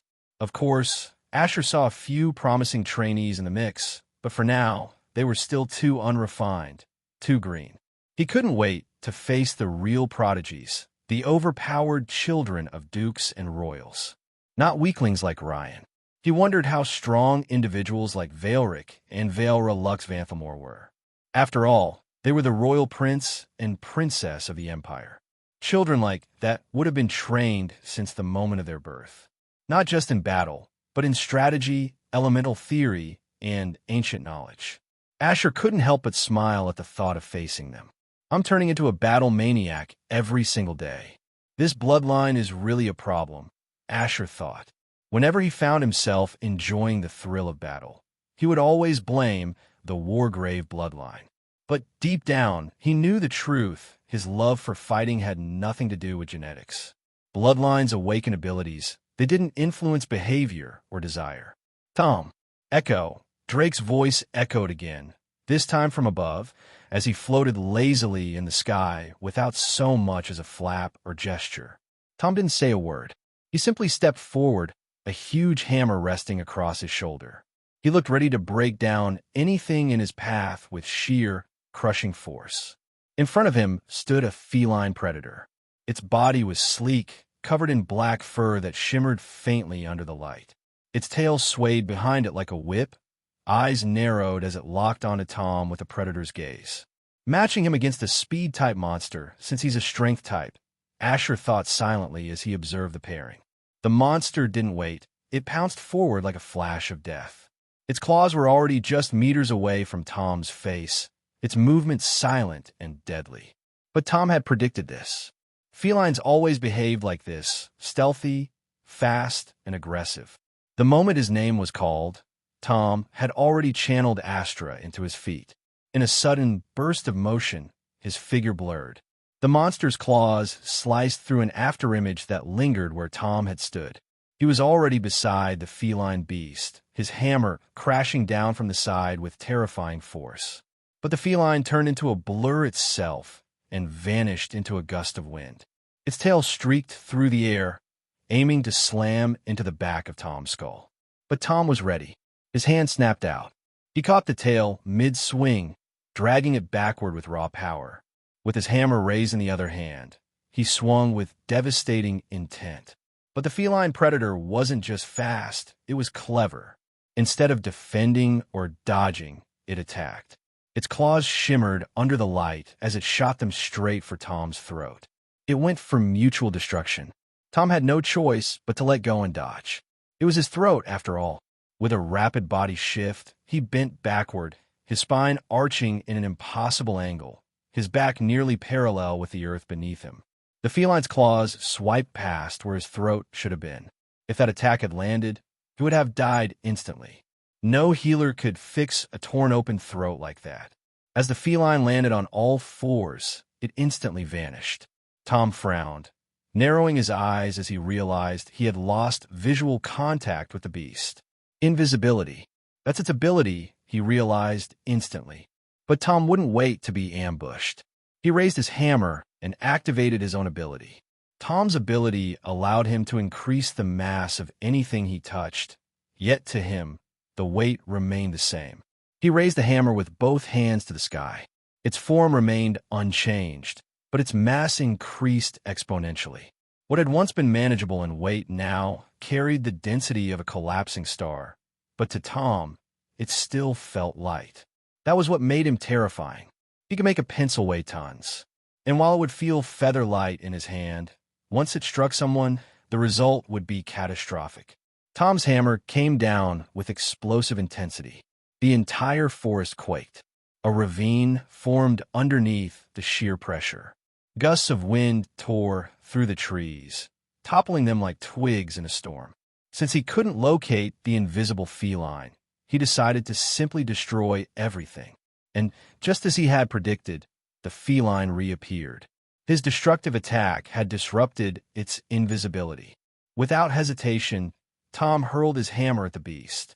The feline vanished again, streaking sideways in a burst of speed, but that was part of Tom's plan. He couldn't keep up with it in speed, so he would force it into predictable movements. As the feline dodged, Tom was already there, waiting. The weight of his fist had already shifted. His punch connected with the feline skull. With a thunderous blast, blood and bone exploded across the ground. The creature's head was forcefully exploded to bits, and the forest fell silent once more. The battlefield smelled of death, raw power, and iron. Tom cast a brief glance at the lifeless feline predator before strolling over to retrieve his hammer.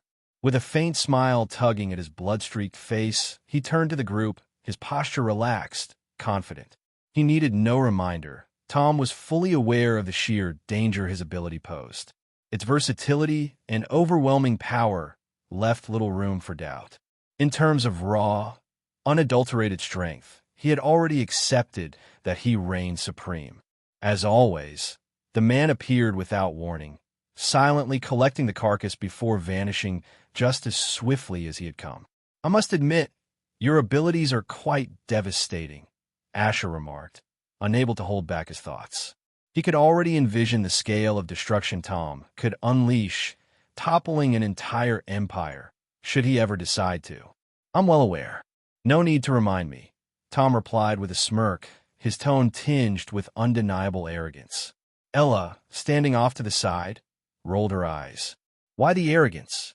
Someone with superior speed could end you before you even get the chance to activate that flashy power."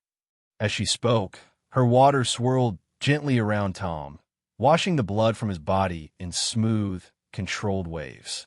The monster subjugation training pressed on, and soon it was Hito's turn. Hito! Echo! Drake's voice rang out once more from above, calm but lazy. Hito said nothing. He merely stepped forward, his expression unreadable.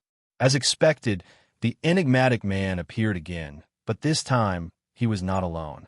5 monsters accompanied him, but one stood out in particular. Towering over 2 meters tall while balanced on its powerful hind limbs, it resembled an insectoid predator. More precisely, it was a monstrous praying mantis, though any resemblance to its natural counterpart ended there. Its forelimbs had evolved into wicked, curved sides, perfect for slicing through flesh. Its mandibles were sharp, serrated, and clearly built for rending meat rather than chewing leaves. Translucent wings stretched menacingly from its back, and its long, thin antennae extended outward, subtly twitching as if tasting the air for blood. Without a moment's pause, the monstrous praying mantis, if they could even be called that, lunged forward with blinding speed, their movements defying the expectations set by their towering forms. But in that same instant, 4 identical figures materialized beside the real Hito, perfectly synchronized copies. Without hesitation, all 5 drew their twin short swords in unison, their silhouettes blurring as they launched themselves into the fray. Steel clashed with chitin in a violent, chaotic symphony. The sharp clang of blades striking hardened limbs reverberated across the forest, the sound sharp enough to rattle the eardrums of nearly everyone present. This was Hito's ability, clone creation. Each clone he summoned mirrored his own physical capabilities, possessing the same strength and speed as the original. However, they could not, in turn, replicate themselves. What made this power even more complex was its reflective nature. Any physical state Hito was in at the moment of creation, whether injured, fatigued, or whole, was exactly mirrored in his clones. If he were missing a limb, so were they. This unique limitation did little to diminish the overwhelming potential of his skill. It rendered Hito a one-man army, a warrior who could multiply himself on command, each duplicate as deadly as the source. Perhaps most remarkable of all was the nature of their energy. These clones were not tethered to Hito's Astra. Instead, each one manifested with its own reservoir of Astra, identical in volume to Hito's own Astra at the exact moment they were born. Hito could be seen exchanging rapid strikes with a monstrous praying mantis as they tore through the forest, their movements a blur, ghost-like as they darted between trees and underbrush. Their forms seemed to drift and shimmer, barely discernible to the eye. The creature's wings beat violently against the wind, propelling it with terrifying speed. There was no pause, no moment of hesitation, only relentless, forward-driving instinct. One of its scythe-like limbs swept through the air in a deadly arc, aiming straight for Hito's shoulder. But Hito shifted fluidly, his body gliding sideways in a flawless sidestep. In the same motion, his short sword flicked upward, cutting through the air like a whisper, its tip aimed with surgical precision toward the monster's eye, the attack veiled in a shimmering haze of speed and intent. But the praying mantis was no mere insect to be underestimated. It was a predator through and through. Its monstrous form held the speed, reflexes, and instincts of a seasoned killer. With a sudden gust of power, its wings beat hard against the wind, and its body twisted mid-air at an angle that defied logic, an impossible maneuver for a creature of its size and structure. In a flash, one of its slender antennae lashed forward like a whip, striking with deadly precision. It slashed across Hito's cheek before he could react, carving a thin, crimson line into his skin. The pain was sharp but brief. Both combatants disengaged, landing several meters apart. The forest fell still for a breath. They locked eyes, man and monster, each gauging the other. The praying mantis mandibles clicked and clenched with eerie rhythm, almost as if it were mocking him, taunting him with its strange, alien composure. Poison, Hito realized. He could already feel his senses beginning to dull, the numbness creeping in with each passing second. He knew it wouldn't be long before paralysis set in, before he became easy prey to the monstrous predator before him. But Hito didn't panic. Without a moment's hesitation, he launched himself forward, a blur of motion driven by utter calmness. The praying mantis responded in kind, its wings beating furiously as it surged to meet him. They closed the distance like titans on a collision course. Then, just as they were about to clash, Hito detonated. A deafening explosion erupted from his position, unleashing a shockwave that tore through the forest with unrestrained fury. The earth beneath them ruptured, a massive crater ripping itself open at the point of impact. Trees were uprooted like twigs flung violently aside. Stones, boulders, and even the air itself screamed under the pressure of the blast, none of it offering the slightest resistance. As the smoke and haze began to lift, the aftermath of the explosion revealed itself in brutal clarity. Shattered remains of the praying mantis body were scattered across the battlefield, limbs twisted and torn, its exoskeleton shredded as though it had been sliced apart by invisible blades. The detonation had ripped through it like scissors through parchment. But Hito himself was nowhere to be seen. It hadn't been the original. That Hito had merely been a clone, one that, sensing its imminent demise from the creeping paralysis, chose a final act of calculated destruction. Rather than allow itself to fall, it transformed into a living bomb, sacrificing itself to obliterate the monster in a single, devastating burst. In Surmara, self-detonation was an impossibility for most. No being could simply explode themselves. But Hito's clones were the exception. They could ignite themselves with intent, amplifying the force of their destruction through the controlled release of their astra. And when they did, the result was nothing short of catastrophic. The remaining praying mantis reeled, caught off guard by the sudden, devastating explosion. But the Hitos did not falter. They had anticipated the detonation, and they wasted no time capitalizing on the chaos. Their short swords lashed out like lightning bolts, precise and merciless. One of the clones closed the distance in an instant, decapitating his target with a single fluid strike. But there was no pause, no celebration, only movement. Without missing a beat, he surged toward the next beast, blades gleaming with intent. The original Hito, ever calculating, immediately summoned back the detonated clone, restoring it in perfect condition. With renewed numbers, the Hitos swept across the battlefield with ruthless efficiency, cutting down the remaining monsters in a flurry of coordinated strikes. This was another facet of Hito's deadly brilliance. Any clone that sustained critical injury was converted into a suicide unit, using the last of its astra to detonate with overwhelming force. And once the explosion had served its purpose, the original body would simply summon the clone anew, unharmed, fully restored, and ready to fight again. The clones faded away, vanishing like mist, and Hito returned to his original position with calm, unhurried strides. Not a single drop of blood stained his skin, no wounds, no fatigue. He looked untouched, as if he had never stepped into battle at all. Asher watched him closely, a quiet fascination flickering in his eyes. He had always found clone-based abilities intriguing, versatile, dangerous, and filled with limitless potential. But Hito's version was something else entirely. Unlike others, his clones had no power restrictions, no diluted strength. They were perfect replicas, and that made him terrifying. With such an ability, Hito could infiltrate both sides of any war, send one clone into the shadows to serve darker forces, while another operated openly in the light. Resources, intelligence, secrets, they would pour in from both sides, converging into one mind. But beyond espionage, there was the raw destructive power. If Hito grew strong enough, his suicide bomber clones alone could reduce cities to ash, perhaps even bring an empire to its knees. "I think you should quit Wargrave and become a terrorist," Asher said casually, glancing at Hito with a half-serious smirk. Hito's lips twitched ever so slightly. This wasn't the first time he'd heard that suggestion. Others had, jokingly or not so jokingly, said the same thing in the past. Think about it, Asher went on, grinning. No need to join a gang when you are a gang. You could call your crew the Suicide Squad.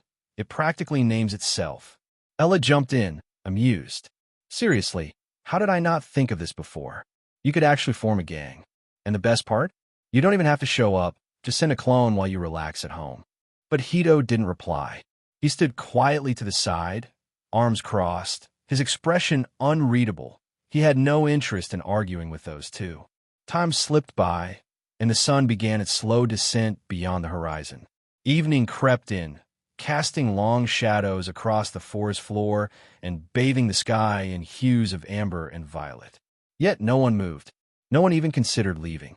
After all, the 10th son had yet to take the field, and they were all waiting for him, Asher.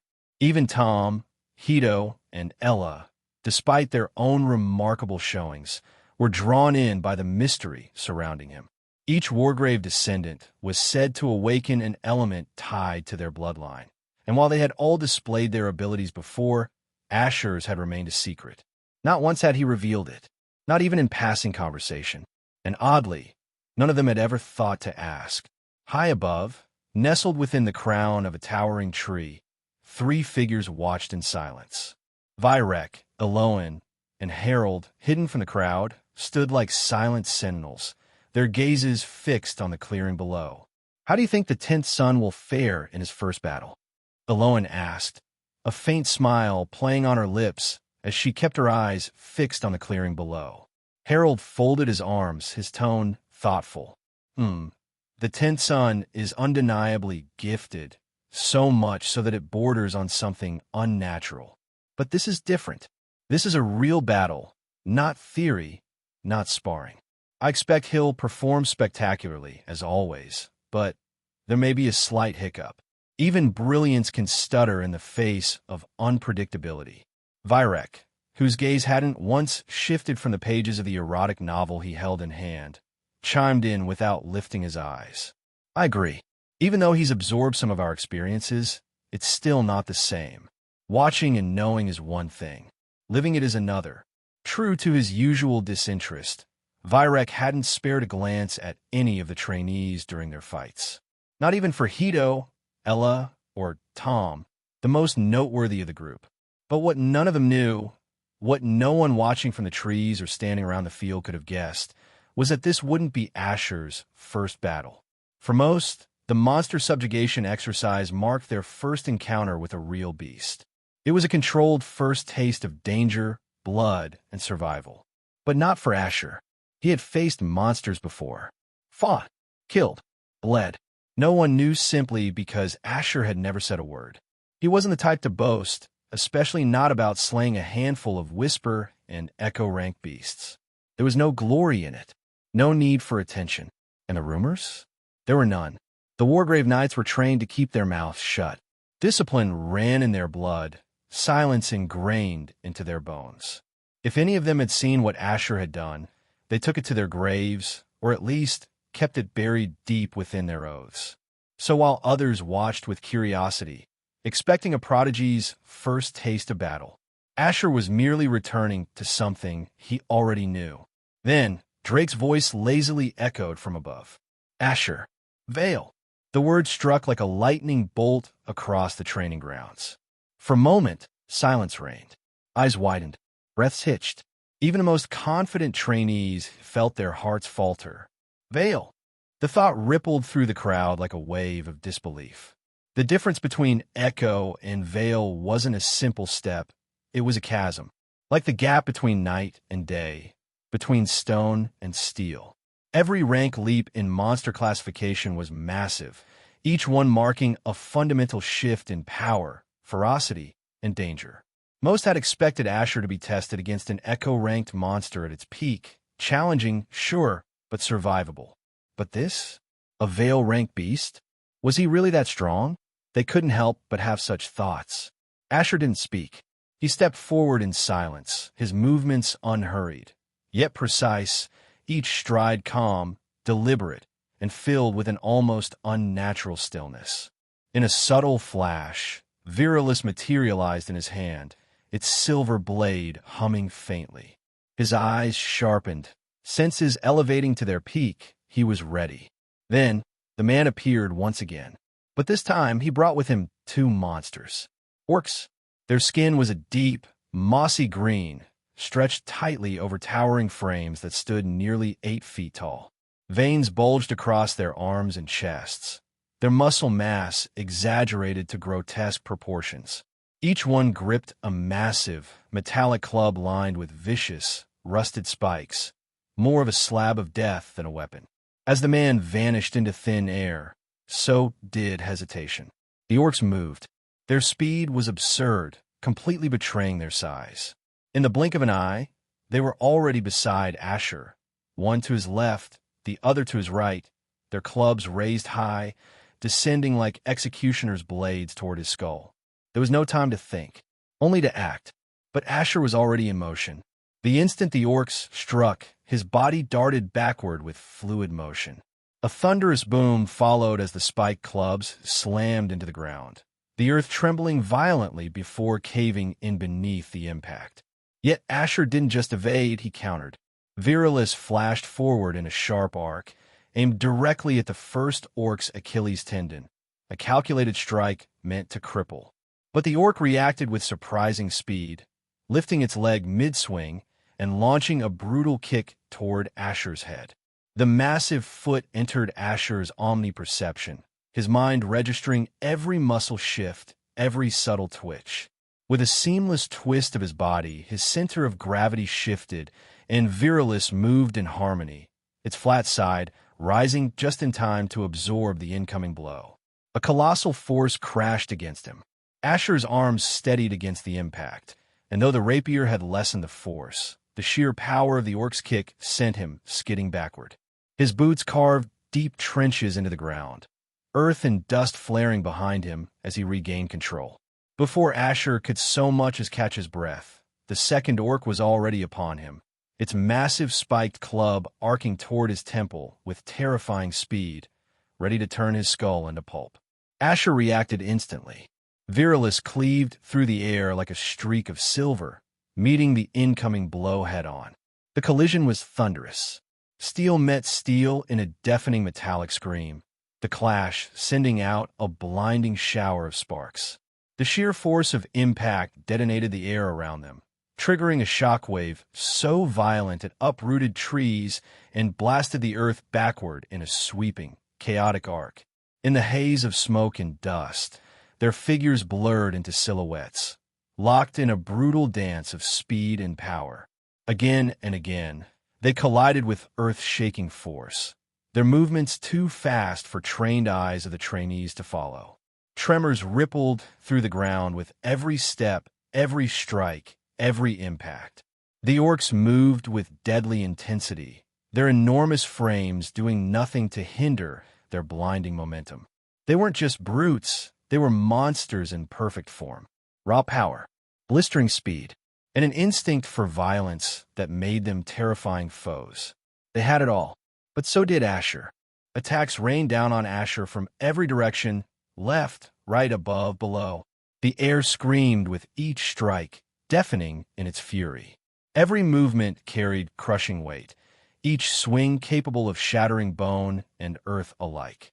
Yet Asher moved like water flowing through chaos. His rapier and hand had become a phantom, flickering with impossible speed, deflecting, parrying, blocking in rapid succession. Each motion was precise, economical, and instinctive, as though his body operated on a rhythm no one else could hear. Despite the overwhelming barrage, his eyes remained calm, focused. His chest rose and fell in steady rhythm, his breathing controlled, unshaken by the violence around him. He searched for openings in the endless assault, and when he found even the smallest gap, he struck.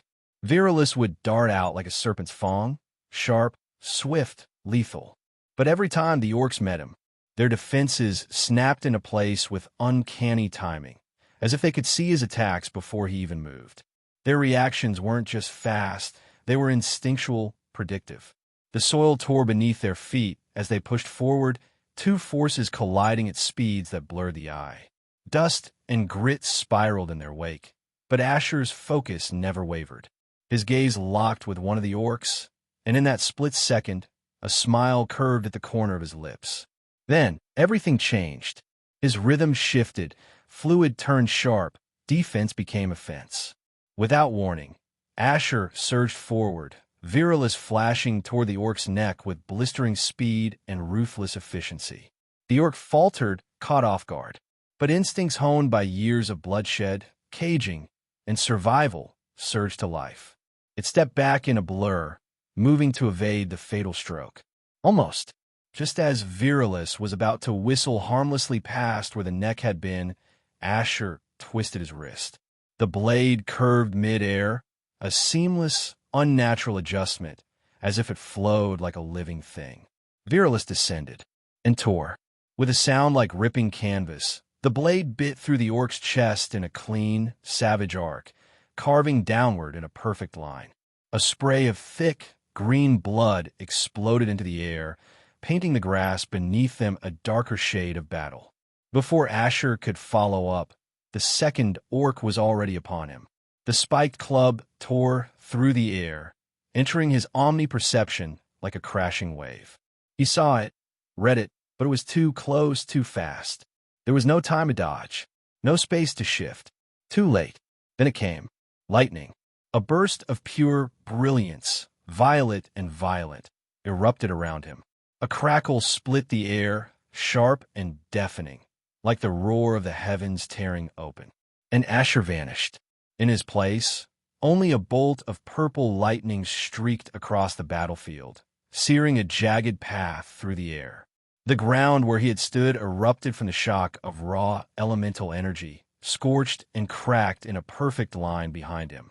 The orc's club slammed into nothing but air, the force of its missed strike toppling a tree in the distance. Asher reappeared behind the first orc, its chest wound already beginning to mend, the creature's natural regeneration swiftly taking hold. In a blur of motion, Asher's rapier sprang to life, its blade flickering toward the orc's neck with blinding lethality. Before the beast could so much as flinch, Virilis carved cleanly through its throat, like a heated blade slicing through softened wax. A geyser of green blood burst upward, splattering across Asher's hair in a vivid spray. The severed head tumbled to the earth, rolling like a discarded stone, moments before the orc's massive frame collapsed with a resounding thud. The second orc bellowed in a frenzy as it witnessed its companion's brutal demise. Roar! A deafening sound wave surged from its throat, tearing through the air toward Asher's position, threatening to obliterate him into nothing but mangled flesh. But Asher responded in an instant. Virilis rose skyward, its blade catching the light. Then, like a conductor of wrathful divinity, it drew upon the storm. Veins of purple lightning crackled along its length, thunder snarling in its wake. With a motion both forceful and elegant, Asher brought the rapier down in a sweeping arc, a devastating crescent of pure, baleful lightning carved through the air, howling with ruinous power. With a storm's thunderous roar, the lightning collided with the onrushing sound wave, erupting in every direction with the fury and madness of unrestrained destruction. Trees were torn asunder in an instant, their leaves scorched to ash. Stones blackened and split where the lightning kissed them. The lingering resonance of the sonic blast struck with brutal force, rattling the bones of all nearby and threatening to rupture their eardrums. Smoke veiled the battlefield in a choking shroud, swallowing the chaos in a suffocating gloom. Then, without warning, a violent gust burst outward, dispersing the smoke in a single breath, as the orc swung its massive club with raw power, parting the haze like a god of war unveiling its wrath. With another guttural roar, the orc surged forward, its speed and strength magnified to terrifying extremes. It had entered its berserker state. In the blink of an eye, it closed the distance between them, and its colossal club came crashing down from above with the weight and judgment of an angry god. But it was futile. In its frenzy, the orc had traded clarity for raw power. Speed and strength surged through its veins, but its judgment was lost to madness. And in that madness, Asher found his advantage. He slipped through the orc's wild, uncoordinated strikes as effortlessly as a dragon's breath swallows a fireball. Lightning crackled along Virilis and danced across Asher's form, wrapping him in a storm of purple arcs. With a swift sidestep, he evaded the club's downward crash, and in that same motion, Virilis carved through the orc's kneecap. The creature collapsed to one knee with a howl of feral rage, its club swinging blindly in retaliation. But Asher had already vanished, leaving behind a crackling bolt of lightning. He reappeared beside the beast, his rapier a blur as it thrust cleanly through the orc's shoulder. Another flicker, another flash. Asher was behind it. One final stroke.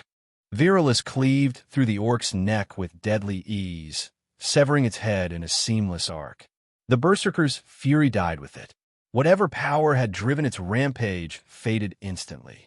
The massive body collapsed in a lifeless heap, and Asher, without sparing it a second glance, turned and walked away, the storm humming quietly around him. Everyone stood frozen, their expressions painted with disbelief, as if reality itself had just been twisted before their eyes. Asher had dismantled two Vale-ranked monsters as though they were nothing more than bothersome flies. They had witnessed the ease with which he moved, graceful, measured, and untouchable. He wasn't panting. He didn't break a sweat. Not a scratch marked his body. He was serene. Was that really his first battle? The question echoed quietly in their minds, unspoken but mutual. Every time they thought they had grasped the extent of who he was, Asher revealed something even more unimaginable. And now, he had unveiled his element, lightning. But not just any lightning. Purple lightning, vibrant and violent, the same shade that shimmered in his hair and eyes.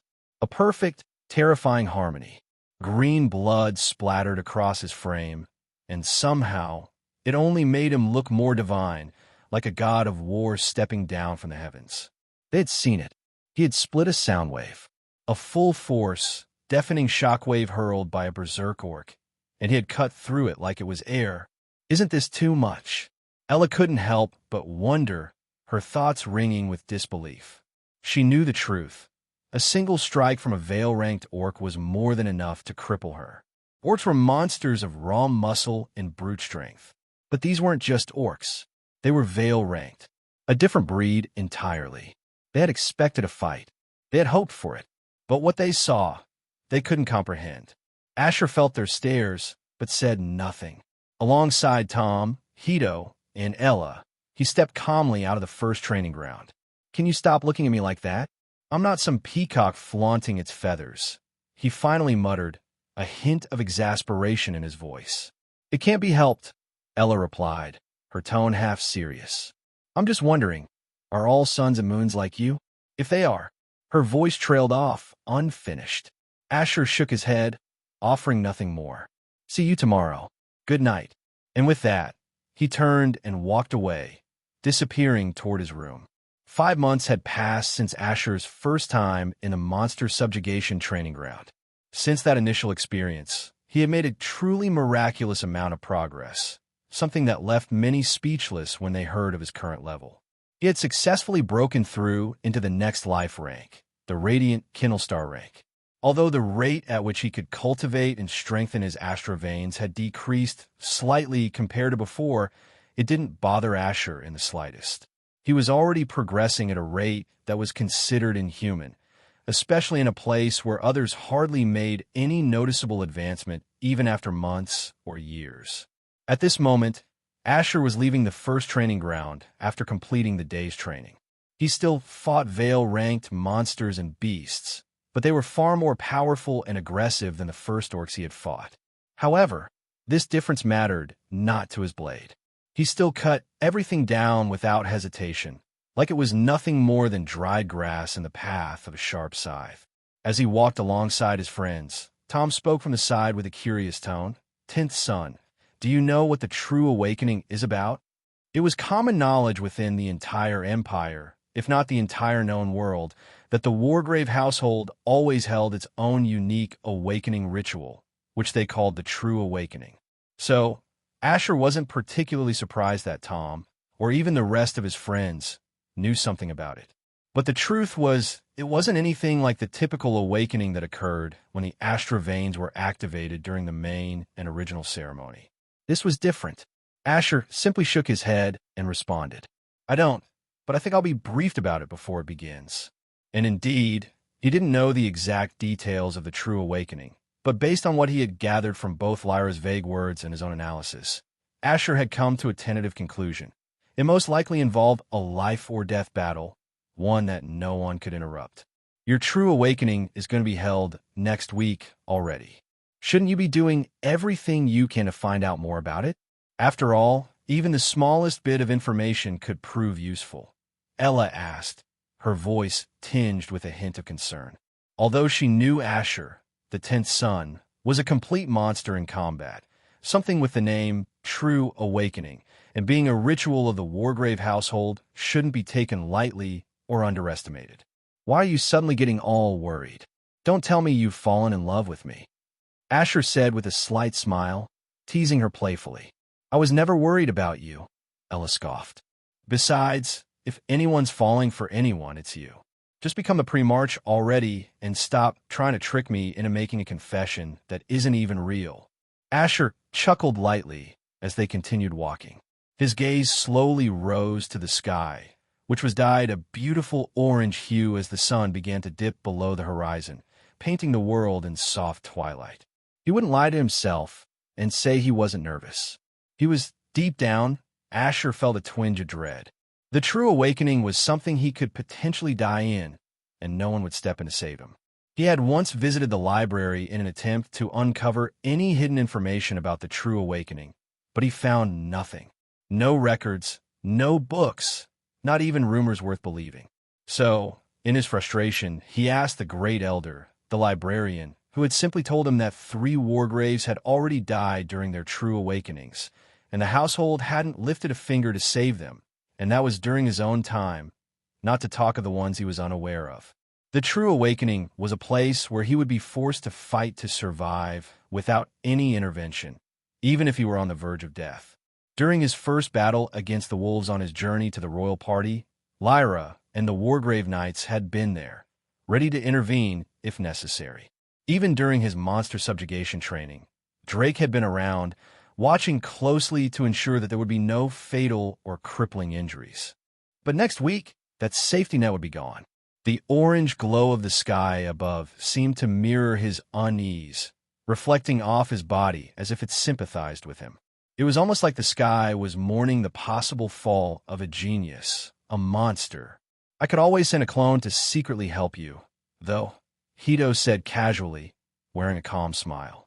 You do know you'd be executed on the spot if the suns and moons heard what you just said, right?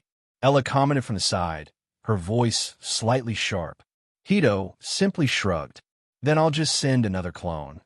Ella shook her head in exasperation and gave up arguing. Hito's clones were exact copies of him. Even if someone used an ability to inspect them, it would still show that each one was the real body.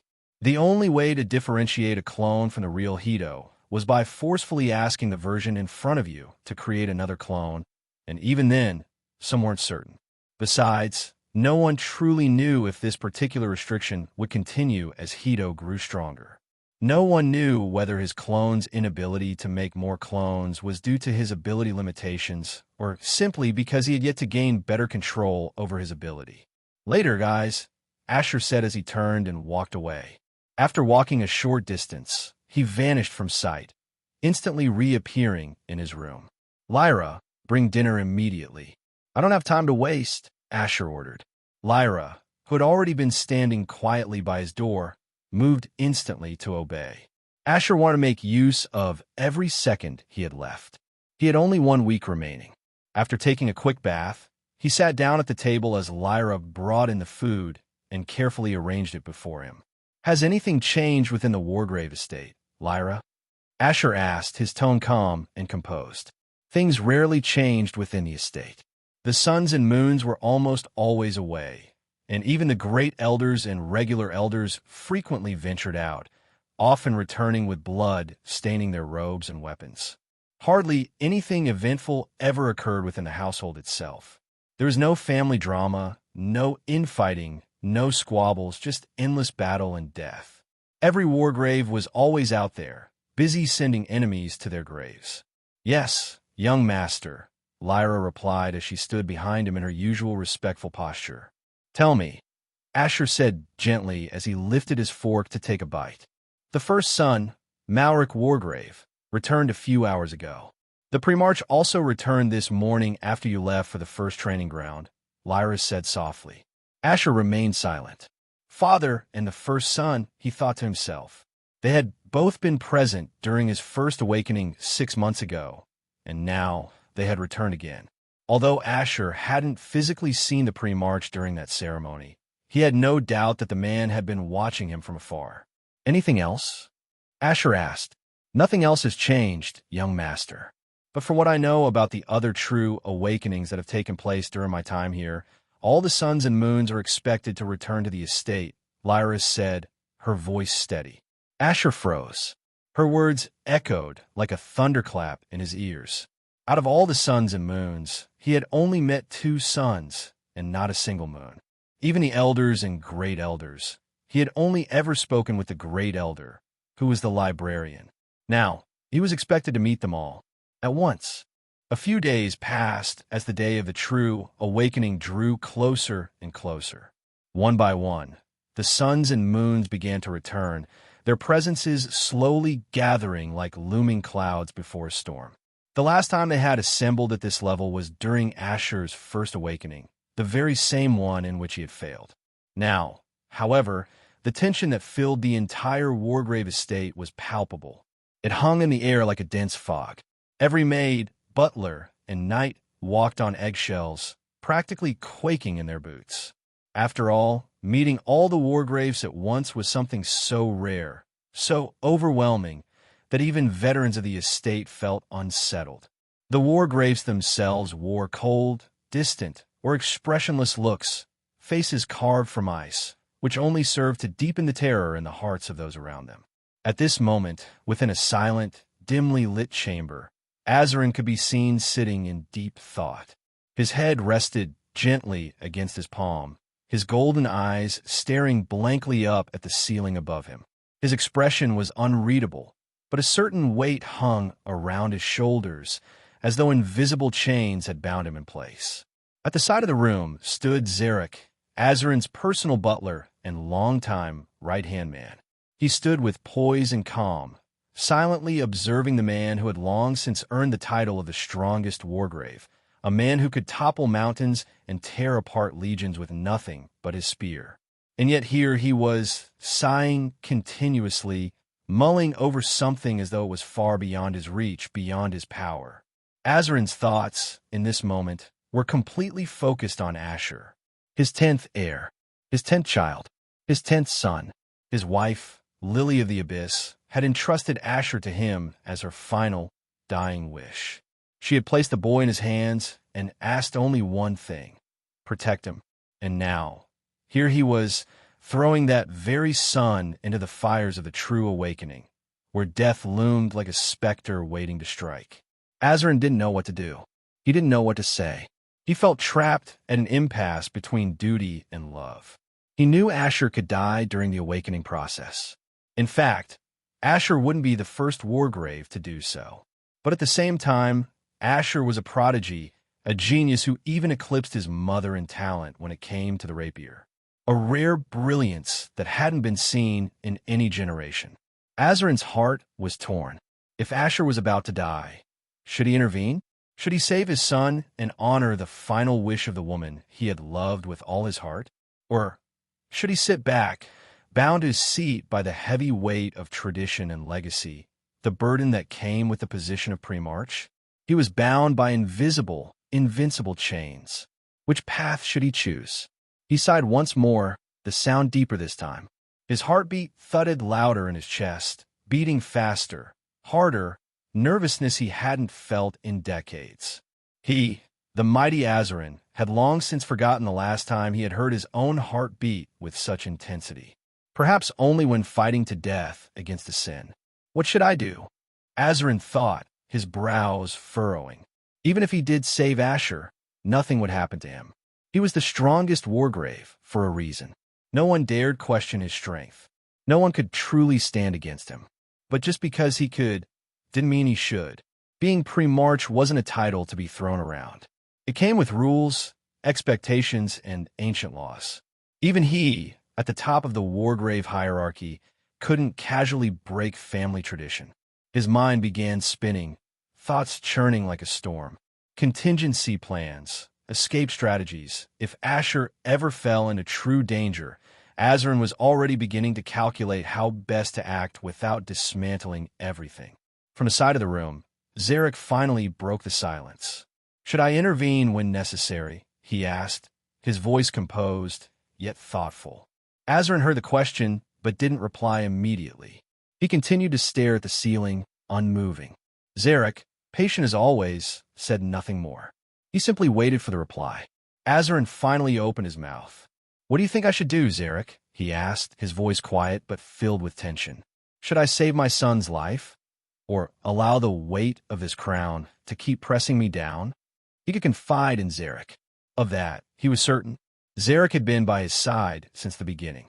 He knew exactly how heavy the crown of the Pre-March was. He had witnessed Azarin's rise. He knew the cost of it. Crown the strongest, yet forever bound by rules. "Azarin," Zarek said gently as he began to speak again, "I believe the answer to that question is, in some way, simple." Although he used the word simple, he understood more than anyone how far from simple it really was. Azarin's golden gaze finally moved, turning toward Zarek as he continued speaking. "You simply have to decide what you love more. The crown on your head, or your wife's dying wish." Zarek's words hit like thunder, reverberating through Azarin's chest. He frowned. Deep down, he knew Zarek was right. There was no middle path here. He had to choose one or the other. There was no balancing act this time. But if he were to truly choose, honestly, without fear of consequences, he would choose her. He would honor her. He had become the Pre-March for her sake in the first place. He had fought, bled, and conquered just to be able to hold her hand. Besides, even if he did step down from the Pre-March position for breaking tradition, his first son, Malric, was already powerful enough to take the mantle. The boy was ready. Azarin could gently retire, step away from it all, and spend the rest of his years fighting to his heart's content without the weight of the throne. The path was becoming clearer now. If Asher truly fell into grave danger, Azarin would save him. He would step down, then Malric would take over. And if Asher didn't fall into danger, then all was well. Better to be prepared and not needed than unprepared when the worst happens. "But I don't think that's the only option, Azarin," Zarek said again, shattering the silence that had once more begun to settle in the room. Azarin blinked. "What do you mean, Zarek?" With a faint smile on his face, Zarek replied, "Do you really believe that Malric would just sit by and let Asher die during this true awakening?" Azarin froze. He hadn't considered that. Indeed, Malric wouldn't let Asher die. His first son wouldn't allow it. Azarin knew it in his bones. Malric would intervene. And if Malric did interfere, then as Pre-March, the power to mete out punishment rested solely on Azarin's shoulders. He could simply assign a light punishment, or even none at all. How didn't I think of this earlier? Azarin thought, a slow smile spreading across his face as clarity dawned. His heart rate, which had been racing moments ago, began to slow. He was calm again. "Thank you," Azarin said sincerely, glancing towards Zarek. Zarek merely nodded, offering no further words. He had no children of his own, but that didn't mean he didn't understand Azarin's pain. "You better not die, Asher," Azarin thought, leaning back slightly. "Though I must admit, I'm starting to look forward to seeing what you'll do."